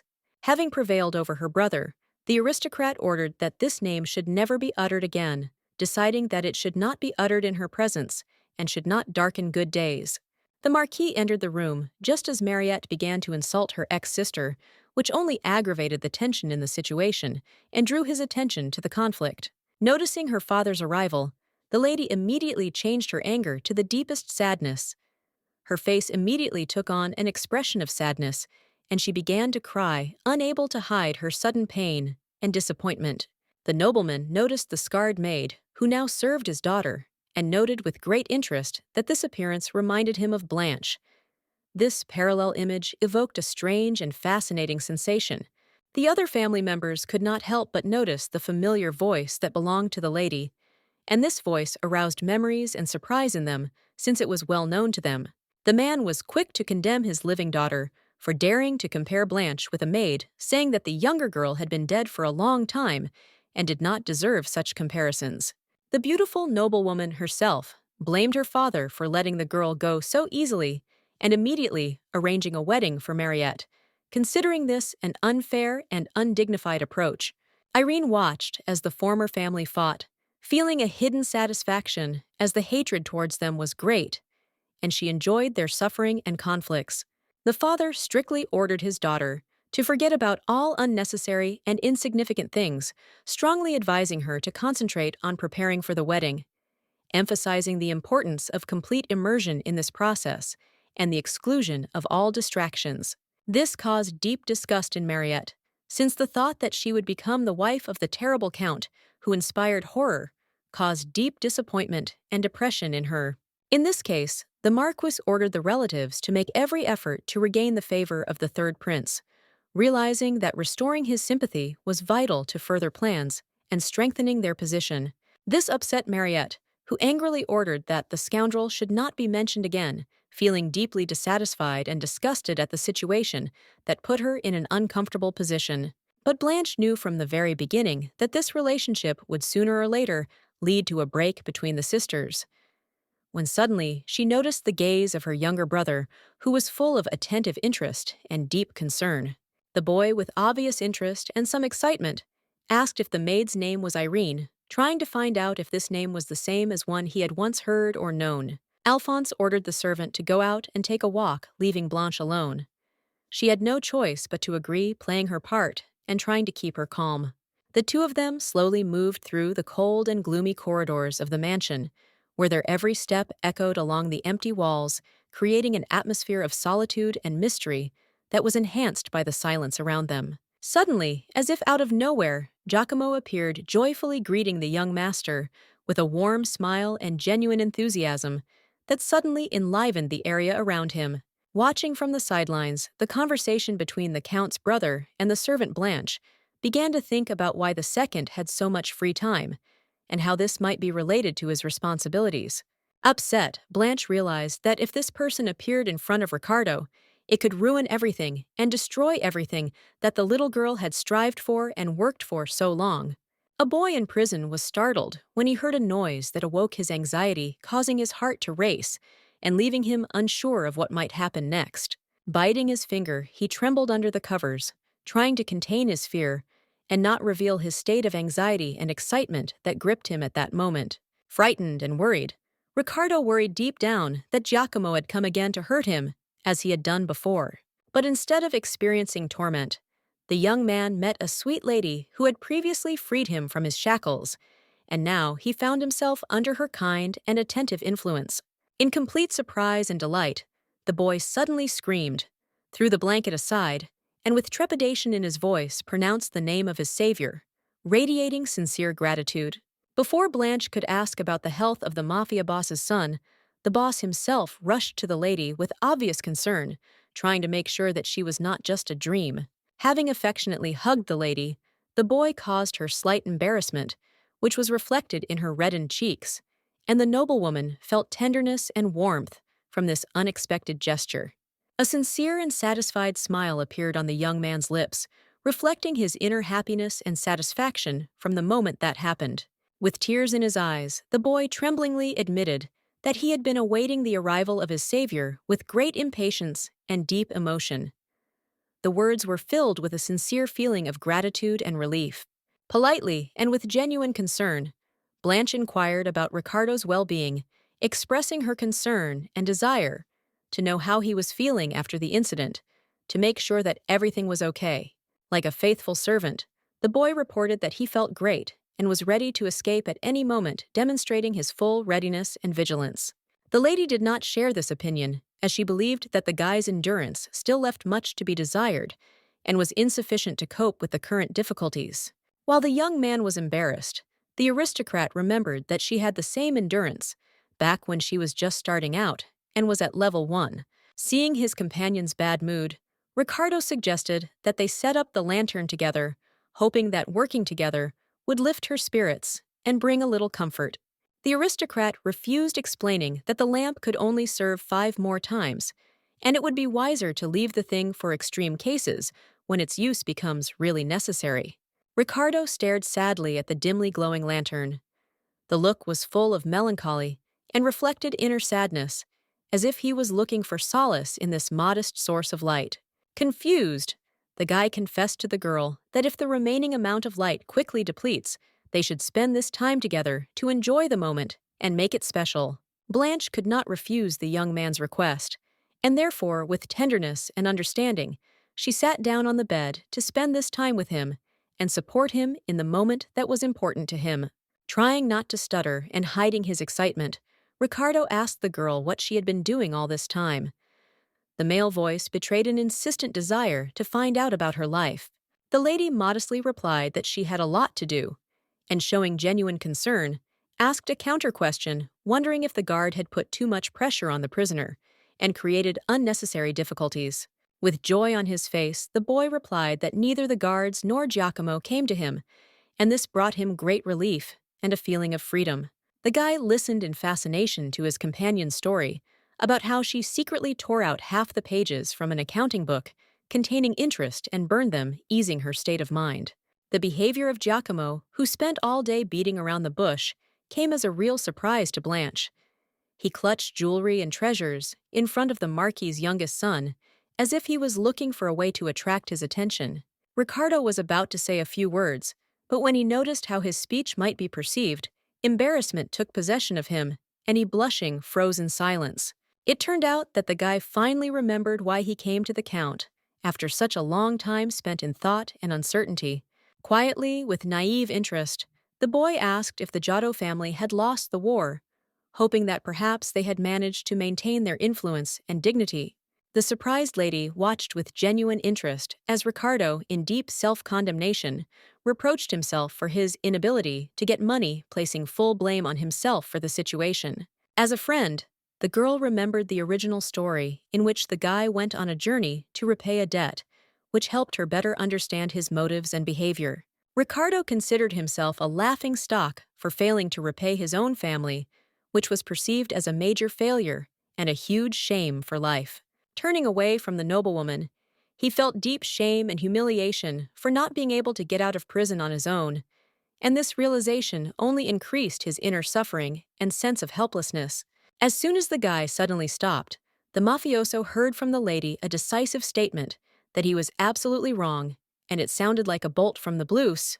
The lady hastened to reassure the interlocutor, gently assuring him that despite the current difficulties and failures in the end, he would still receive the money and would be able to cope with the situation, turning it to his advantage.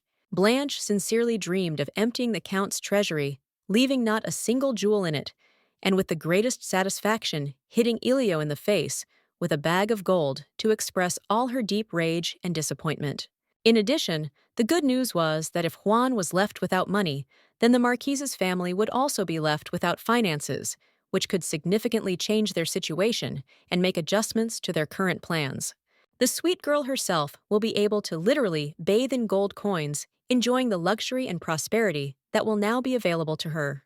The most important thing is that spring is about to come, and with its arrival, hidden dungeons will begin to appear in various corners of the earth, where ancient monasteries once lived, full of unknown secrets and forgotten mysteries. Blanche intended to turn the Giotto family into her army of assistants who would help her in the battle against monsters, using their resources and powers to achieve her goal.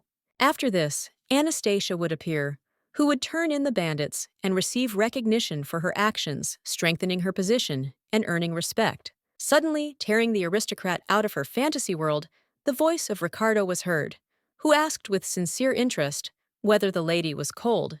The man, noticing that his companion might have been cold, showed concern and offered her his blanket to provide her with warmth and comfort, demonstrating his attention and willingness to help.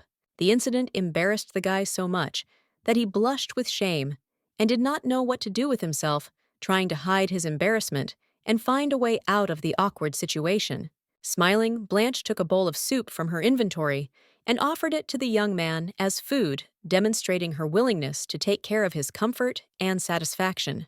While enjoying the taste of the food, Ricardo felt a cozy warmth begin to spread throughout his body, and this feeling of comfort and coziness that it brought gave him deep satisfaction and peace. Phoebe and Agate, two kind maids, sincerely and joyfully thanked their friend for her help in finding a new job, expressing deep gratitude for her support and care.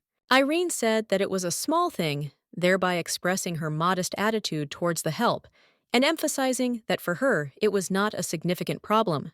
From a conversation with the maids, Blanche learned that Juan had given a copy of the keys to the treasury to his faithful assistant, which opened up new prospects for cunning plans and strategies.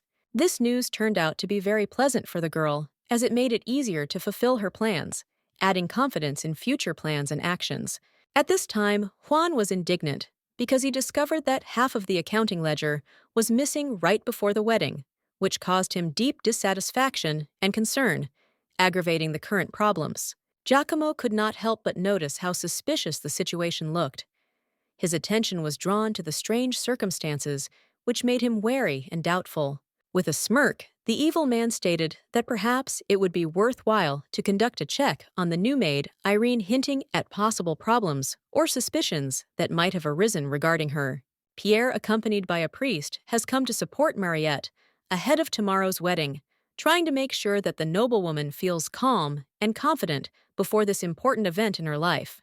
The girl was clearly annoyed and extremely dissatisfied with what was happening, and next to her, as if immersed in her own thoughts, Blanche stood quietly and restrainedly, carefully observing the situation. When the guy, noticing her mood, cautiously asked if her younger sister was angry with him, the lady irritably replied that she was not, although her harsh tone and facial expressions clearly revealed hidden irritation and resentment. Turning around, the aristocrat restrainedly but firmly ordered the maid to immediately go and prepare tea, not tolerating any objections and expecting impeccable execution. The priest, standing nearby, turned his attention to Irene, a new servant who had recently started working in the mansion and seemed not yet quite accustomed to her role.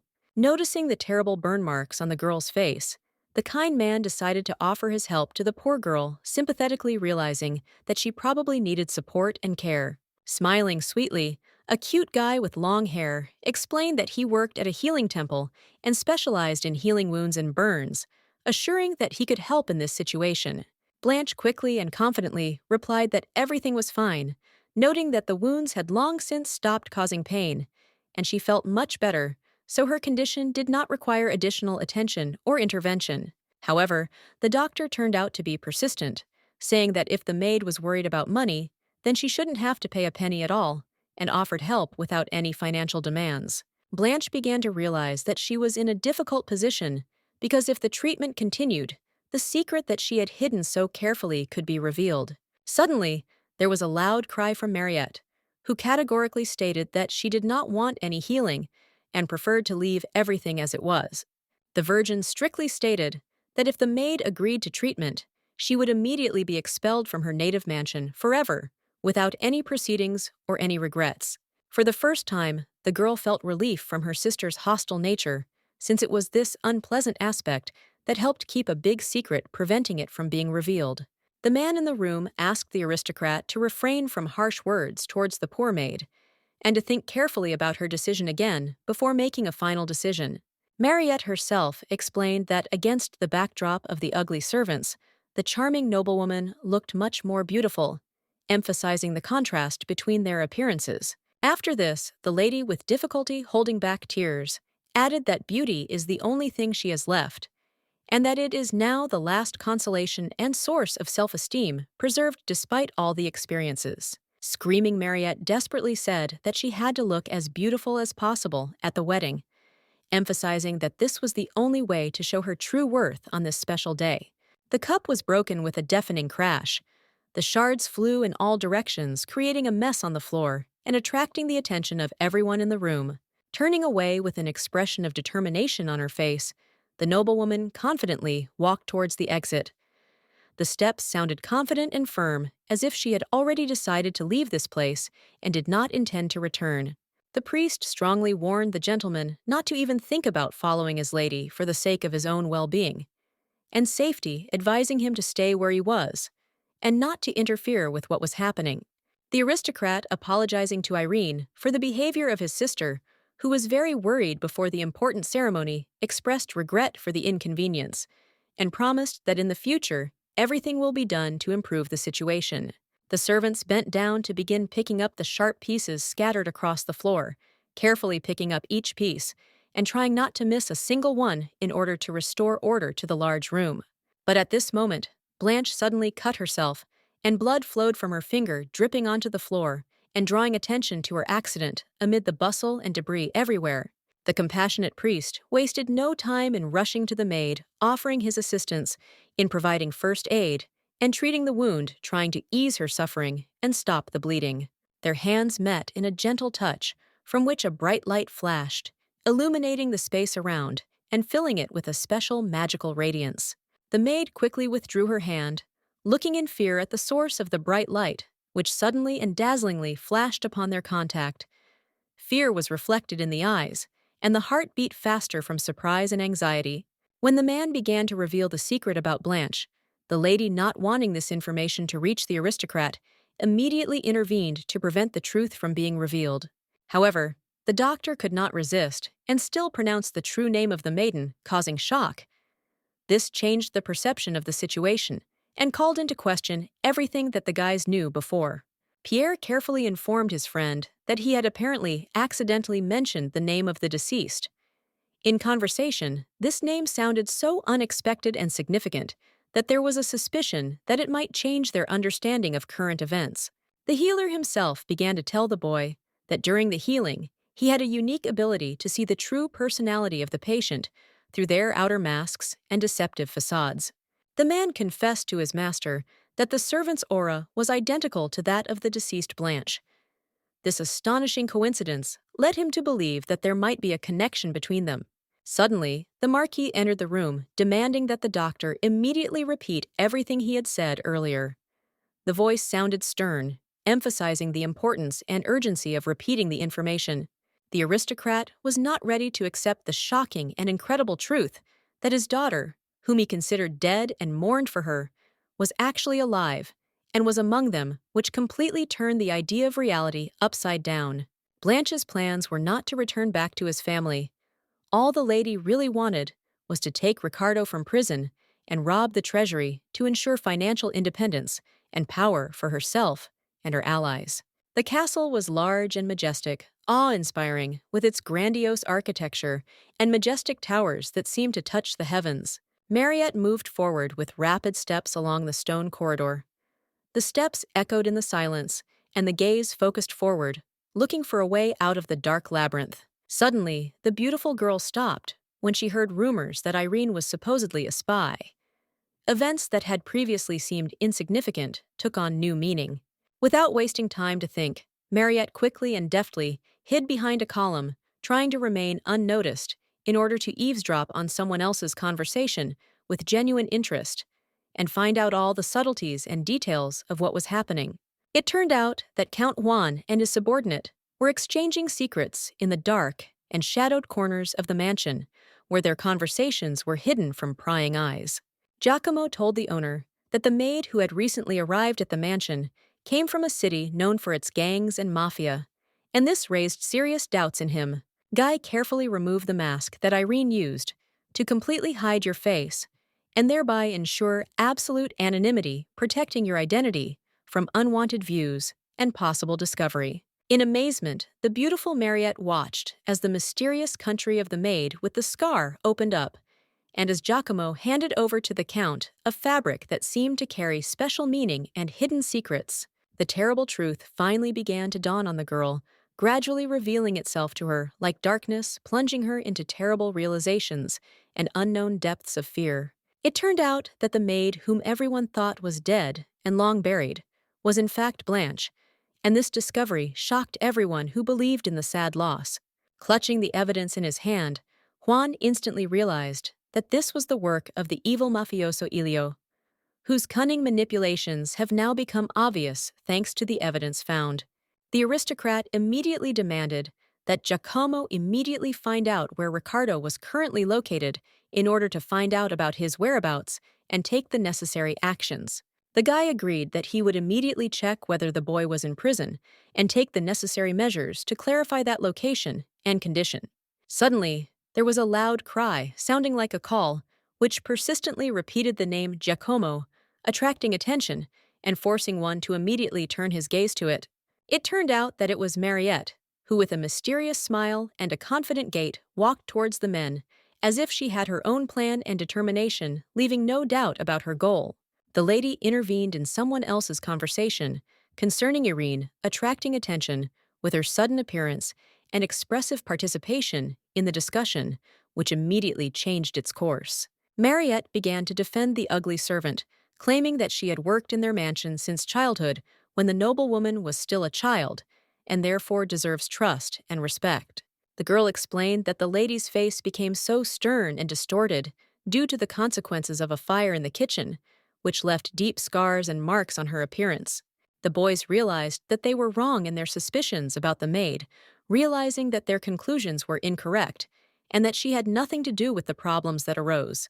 Giacomo quietly whispered in the gentleman's ear that it seemed he was wrong in expressing his doubts and awareness of the error in their previous suspicions. Mariette was lost in thought about the arrival of her younger sister, imagining how her appearance would change the current situation and how it would affect her own plans and feelings. Smiling, the lady noted how remarkably similar their faces were, emphasizing the family resemblance and expressing satisfaction at this remarkable coincidence. And the lady noticed how easy it was to substitute Blanche instead of Mariette at the wedding, so that she would get married and spend her wedding night with the Count, leaving no suspicion and ensuring the successful completion of the plan. Putting her hand to her stomach, the lady realized that in this case, the secret could be kept by hiding it from prying eyes and ensuring complete confidentiality. At this time, Blanche learned the secret that her older sister had been pregnant for some time, and this unexpected information shocked her, revealing new and unexpected circumstances to her. The man told the lady that the third prince had refused to acknowledge his child and accept Mariette into the royal family, which was a significant blow to their plans and caused great concern. The conversation between people was interrupted by the eldest daughter of the Marquise, who warmly greeted her father, and thereby returned the attention of everyone present to the important event. Walking past them, the aristocrat ordered everyone to leave the room immediately so that she could prepare for the upcoming ceremony. After that, Mariette added that everyone left the room except Irene. Blanche, without uttering a word, obediently obeyed the order of her older sister, feeling how the weight of the word fell on her fragile shoulders, but she did not dare to object. The lady dressed as a maid was absorbed in thoughts of finding both keys to the treasury and did not care at all about her own family. Blanche made the final decision to wait patiently until Mariette fell into a deep sleep, knowing that only then would the ideal moment come for her planned plan. Unexpectedly, the beautiful beauty quickly and decisively tore off the disguise from her colleague's face, exposing her true identity and jeopardizing her carefully hidden secret. This unexpected action caused deep dissatisfaction in Blanche. Irritation grew inside her because a carefully thought-out plan had been violated, and now it was necessary to act differently. With a slight and slightly mocking grin, Mariette greeted her little sister, her eyes sparkling with warmth that hid something more that remained unclear. The maid, without thinking twice, turned away, trying to avoid the unpleasant company of her relative as quickly as possible, feeling a growing desire to leave this place. The noblewoman gave the order to Blanche to stop where she was. Her voice was firm and decisive, clearly emphasizing the importance of this instruction. The little girl stopped, but did not miss the opportunity to warn that Mariette had no right to give orders, left and right. This tone was full of confidence and slight irritation. The upset aristocrat stated with obvious regret that she had in fact saved her sister from exposure since Giacomo suspected Irene, and this certainly required special attention. This came as a shock to the beauty, as the man was not supposed to know about Blanche's hidden true identity, which ruined all the carefully laid plans. Mariette asked her beloved sister not to worry, as the duo had already covered her, providing the necessary protection and support in the current situation. With bewilderment and confusion, the lady asked why she was given help, not understanding the true motives and reasons for such unexpected nobility. It turned out that the aristocrat had a request, and in exchange for her help, the rich woman was ready to provide a service, having previously established the terms of cooperation. Mariette said it would not demand anything from Blanche without offering any form of compensation or reward, in return emphasizing its commitment to honesty in relationships. With a slight grin, the beauty declared that she knew where the key to the treasury was. These words were full of confidence and mysterious charm. Smiling evilly, the lady added that if her sister fulfilled her request, she would happily tell where the necessary thing was, hinting at her desire to manipulate the situation. Blanche clarified whether the relative is really satisfied with the situation in which Irene takes all the treasures for herself. To this, Mariette just shrugged her shoulders indifferently, without expressing the slightest interest or concern. Crooked in disgust, the girl added that she was ready to agree to anything rather than spend the night with a dirty and disgusting creature like Juan. Turning away from her sister, Blanche agreed to the deal, seeking to benefit from the proposed exchange and take advantage of the situation to her advantage. To herself, the maiden was already thinking about how in the future Mariette would regret her choice related to her sister, sensing that the consequences might turn out to be far from what she expected. The dungeon was built from durable stone, which gave it impressive durability and reliability, creating a feeling of impenetrability and permanence. Ricardo sat on the bed in prison, feeling the gravity of his situation, and looking at the gray walls, which seemed especially oppressive at this moment. A happy smile appeared on the guy's face when he saw the guest, and joy sparkled in his eyes, reflecting sincere enthusiasm and a warm greeting to the newcomer. The guest was Blanche, elegantly dressed in a snow-white dress with lace ruffles and exquisite jewelry that gave her an impeccably sophisticated and captivating look. Like the faithful dog of a mafioso who diligently and relentlessly complimented his companion, Blanche noted that Ricardo's health has improved significantly and his stress level has decreased significantly. The little girl with tender care handed the guy a small bag of money. Ricardo must be the first to leave this terrible place. The guy, trembling with horror and excitement, asked with tension whether Blanche was going to leave everything behind and go with him in search of the long-awaited freedom which promised deliverance from endless fear. The beautiful girl refused, justifying herself by saying that she still had urgent matters in this house that required her urgent attention and solution. Turning away, the girl said with obvious condemnation that it was precisely such reasons that forced the guy to be the first to return to his hometown, leaving Blanche here with urgent matters. Suddenly, Ricardo stopped the beauty, looking at her with charm. He invited her to go together, hoping to spend time in the company and make this moment special. With tears in his eyes, the boy added that no matter what Blanche did, he was ready to support her in any situation, expressing his unconditional devotion and willingness to be there no matter the circumstances. In a cold and merciless tone, the aristocrat ordered the boy to pull himself together. The words, imbued with stern nobility, sounded like an inexorable command calling for self-control and courage. The son of the mafia boss immediately flinched in surprise and immediately fell silent, feeling the pressure and tension of the situation, which left him no opportunity to continue the conversation. Blanche explained her decision by saying that Ricardo could become a serious liability, interfering with carefully laid plans and creating additional complications that could complicate the achievement of her goals.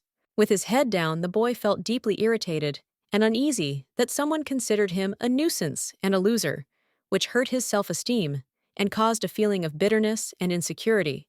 The boy, sobbing, asked if he had met the lovely lady again, his voice trembling with excitement and regret, and he waited impatiently for an answer, hoping for a miracle or confirmation of his feelings. Blanche, wanting to somehow console her companion, gently hugged Ricardo. The feminine touch was full of warmth and care, trying to bring at least a little consolation and peace to a confused state. The couple agreed to meet again, exchanging promises. The sweet girl added that she will always be there, ready to support and be a support regardless of the circumstances. Looking at the crying and embarrassed interlocutor, the aristocrat thought to herself about how she could profitably use the mafia in the future, carefully planning how to make the most of this situation. The lantern burned with all its might, illuminating the space with dim light, since this was the last time that the trembling light made its way through the darkness, foreshadowing the imminent onset of complete darkness. The wedding hall was exquisitely decorated with white sheets and furniture adorned with fresh flowers. Every detail was carefully selected to create an atmosphere of elegance and solemnity, emphasizing the importance of the event. The red hair was neatly secured with black clips, which contrasted with the bright shade, creating a striking and stylish look. Mariette mercilessly cut her locks with scissors. Every movement was full of determination, as if she was trying to get rid of something superfluous and unnecessary. Now, the elder sister played the role of a maid, braiding the wig on the younger sister's head, with special attention and care, trying to create the perfect look for her. Around her neck was an exquisite pearl chain, inlaid with deep precious stones that sparkled and shimmered in the light. The lady was ready to become the bride of a rich count, looking forward to the upcoming union, which promised her not only material well-being, but also social status, opening up new horizons and opportunities. Mariette stood nearby in the role of maid as she and the lady switched roles, which brought an unexpected element to the situation and allowed her to take part in the new duties. The Marquise entered the team, asking if the daughter was ready for the wedding, wondering how she felt about the upcoming event, and whether she was ready for the important changes it would bring. Turning her face to the aristocrat, the noblewoman confidently replied that she was completely ready for the upcoming wedding. The words were full of determination and confidence, reflecting readiness for an important step in life. Fragile, like the finest porcelain, the daughter's hand softly and tenderly lay on the man's strong, confident hand, as if seeking support and protection in it. The father, holding back his excitement and filled with pride, carefully escorted his dear relative to the altar, where her future husband was eagerly awaiting her, ready to throw in his lot with her. The guests clapped their hands with joy and delight, congratulating the happy newlyweds, and sincerely shared with them their warmth and good wishes for the future. Mariette was pleased that her naive sister so easily agreed to spend her wedding night with this grumpy old man, whom no one had liked for a long time. The aristocrat was sincerely perplexed how anyone could seriously believe that she had knowledge of the location of the key to the treasury, where all the wealth and family secrets passed down from generation to generation were kept. Suddenly, Mr. Giacomo entered the room, and his unexpected appearance frightened Mariette so much that she involuntarily stepped back, feeling her heart beat faster with anxiety. The man rudely stated that he needed to make sure that the maid was not a spy, and the harsh tone made it clear that he was not going to let the matter slide. Giacomo extended his hand to the maid's face. The gesture was full of threat and tension, as if he was about to scrutinize every detail of her expression and intentions. With a sharp movement of his hand, Giacomo tore off the mask from the lady's face, and thereby became convinced that the servant had been deceiving everyone all this time, hiding her true identity and intentions. With a grin, the gentleman called the girl an idiot sent by Elio, clearly expressing contempt and not hiding his satisfaction from exposing the deception. However, Giacomo's grin turned into shock when he learned that under the maid's mask was Mariette, who at that time was supposed to walk down the aisle to the count, which completely changed the situation. Covered in sweat, Giacomo, trying to understand the current situation, asked in alarm who then was currently with the rich aristocrat instead of the expected lady. Juan and Blanche stood side by side, their hands clasped and their gazes full of tenderness, as the priest spoke solemn words linking their destinies and symbolizing the beginning of their common path in life. The girl mentally thought about how easy it would be to take the key from the count when they were alone, and how a cunning plan could be carried out at the moment of their solitude. Blanche immediately realized that Mariette had lied, since the system had already notified her of the discrepancy in the information, which confirmed all suspicions. However, the little girl was confident in her abilities and believed that she could easily take the key from the vile nobleman, despite all the difficulties that might arise. With a joyful smile, Juan carefully lifted the veil of the beautiful bride, enjoying the moment when the gentle face appeared before him, again, full of great happiness and excitement. The Marquis with long red hair was watching them. His gaze was full of interest and hidden emotions. He carefully followed what was happening on Blanche's face, as she imagined how her relatives would react when they learned that they were left penniless, and how their faces expressed shock and disappointment. In the crowd stood a man with a lantern on his belt, which suddenly went out, having exhausted all its fuel, and now the dim light that once illuminated the surroundings left only darkness and obscurity. He watched Blanche intently in the arms of the scoundrel, and this moment, filled with contradictions, caused him deep inner irritation and a feeling of discontent. Ricardo couldn't believe what was happening. His mind refused to accept the reality of the events that were unfolding before him, and he was shocked by the unexpectedness and scale of everything that was happening, which made him feel completely lost. From the very beginning, the boy carefully watched the newlywed couple, and the priest standing nearby. his curious gaze did not miss a single moment of their ceremony, absorbed in every detail from soft whispers to solemn words. Giacomo, shocked by what he saw, noticed Ricardo, who in his opinion should have been rotting in prison, and this unexpected appearance caused him deep confusion and anxiety. 6 hours ago, at midnight, a horse galloped in the dark, its large hooves thundering along the pavement, leaving behind only an echo in the silence of the night. The boy obeyed his mentor's orders and rode his horse to safety, carefully following the instructions to ensure his safety and complete the task. A few hours later, morning came, and the guy, breathing heavily and having difficulty regaining his breath, finally found time to rest, feeling the fatigue from prolonged stress and effort gradually receding.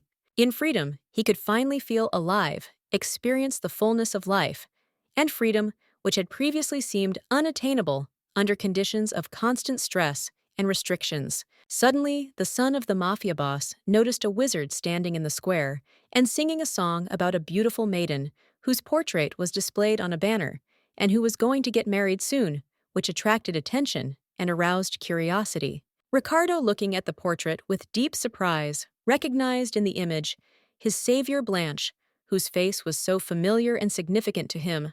Having changed into a classic suit, the guy was surprised to realize how he knew the girl in the picture, and was amazed at how suddenly all the pieces of the puzzle fell into place, revealing long-forgotten memories to him.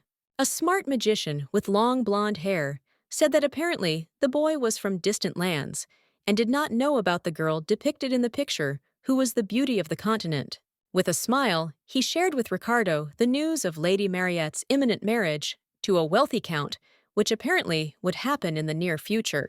Without wasting time to think, the guy quickly headed towards the horse, deftly jumped into the saddle, and full of determination rushed back to the castle, trying to return as quickly as possible and sort out the situation.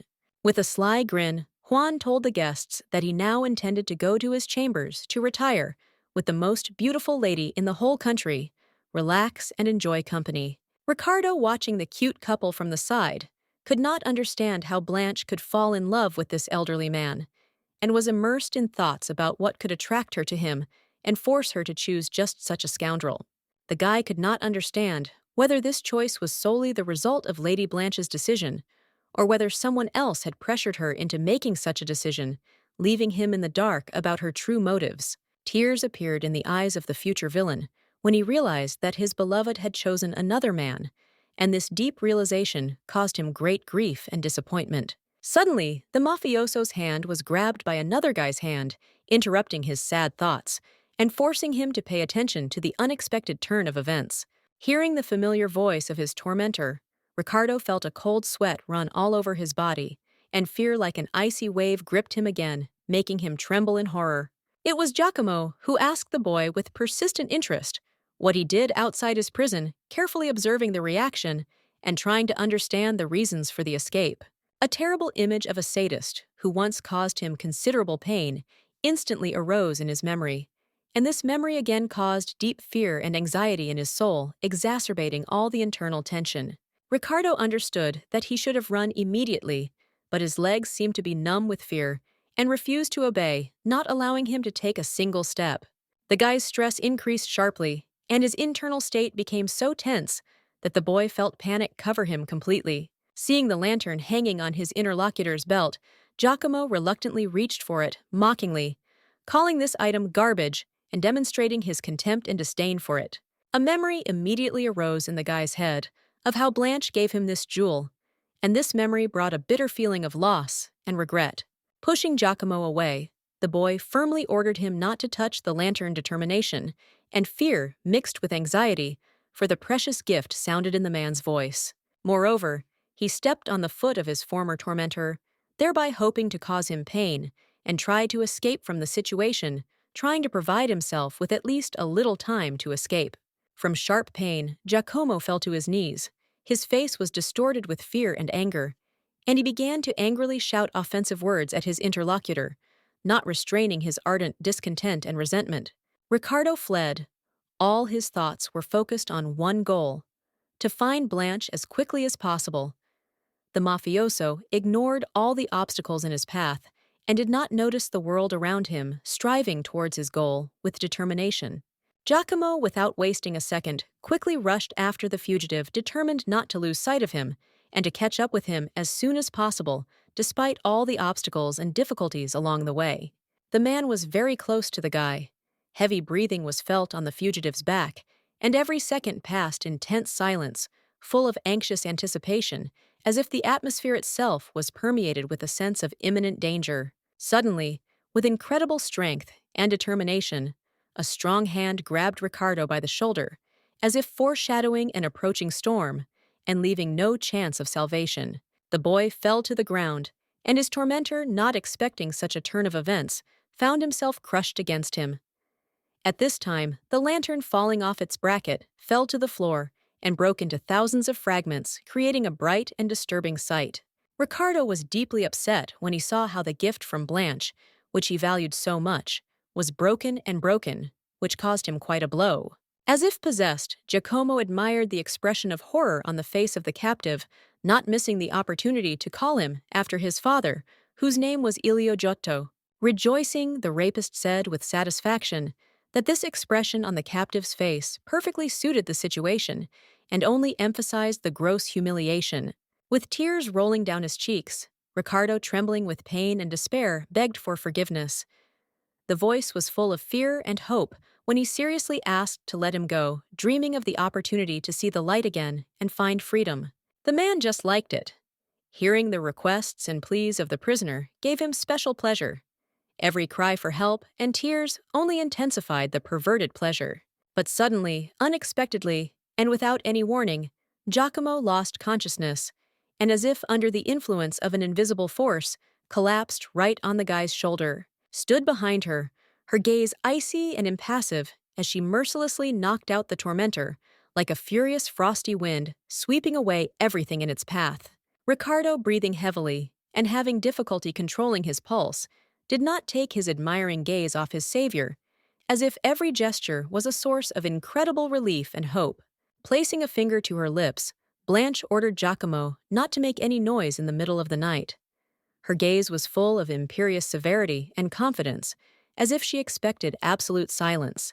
The Count's subordinate could not get up from his seat. His body was trembling with weakness, and a cough accompanied by blood escaped from him, like the last breath before inevitable death.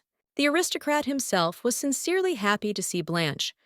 Her presence filled the guy's face with joy, as if he had met an old friend or was receiving long-awaited relief. The lady was extremely unhappy with the boy's return, and was thinking about how to punish the stupid son of a mafioso who could not follow simple instructions. The irritated aristocrat began to lightly hit the boy on the back, and the actions were full of hidden contempt and displeasure. Every light touch expressed her deep resentment at his behavior. Feeling her anger, dear Ricardo began to beg for forgiveness, and the words flowed like a stream filled with sincere repentance and the desire to correct the mistake in front of the lady. Having calmed down, Blanche, with sincere concern, asked how the interlocutor was feeling. In the woman's voice, there was real tenderness and a desire to understand his condition after what happened, as if she was trying to relieve him of the severity of what he had experienced. The embarrassed mafioso replied that he felt fine, trying to hide the internal tension behind external calm, although the tone of his voice betrayed nervousness and anxiety. After making sure that everything was fine with the guy, Blanche returned to Giacomo to punish the offender. Her determination was unshakable, and she intended to achieve justice for the insults and disruption caused. Ricardo trembled with fear as he watched the cruelty with which the little lady punished her tormentor. Bloody splashes scattered, emphasizing the unrelenting rage. The baby stopped the moment she realized that Giacomo was in a deep blackout, lying motionless, as if lulled by the peace of the night.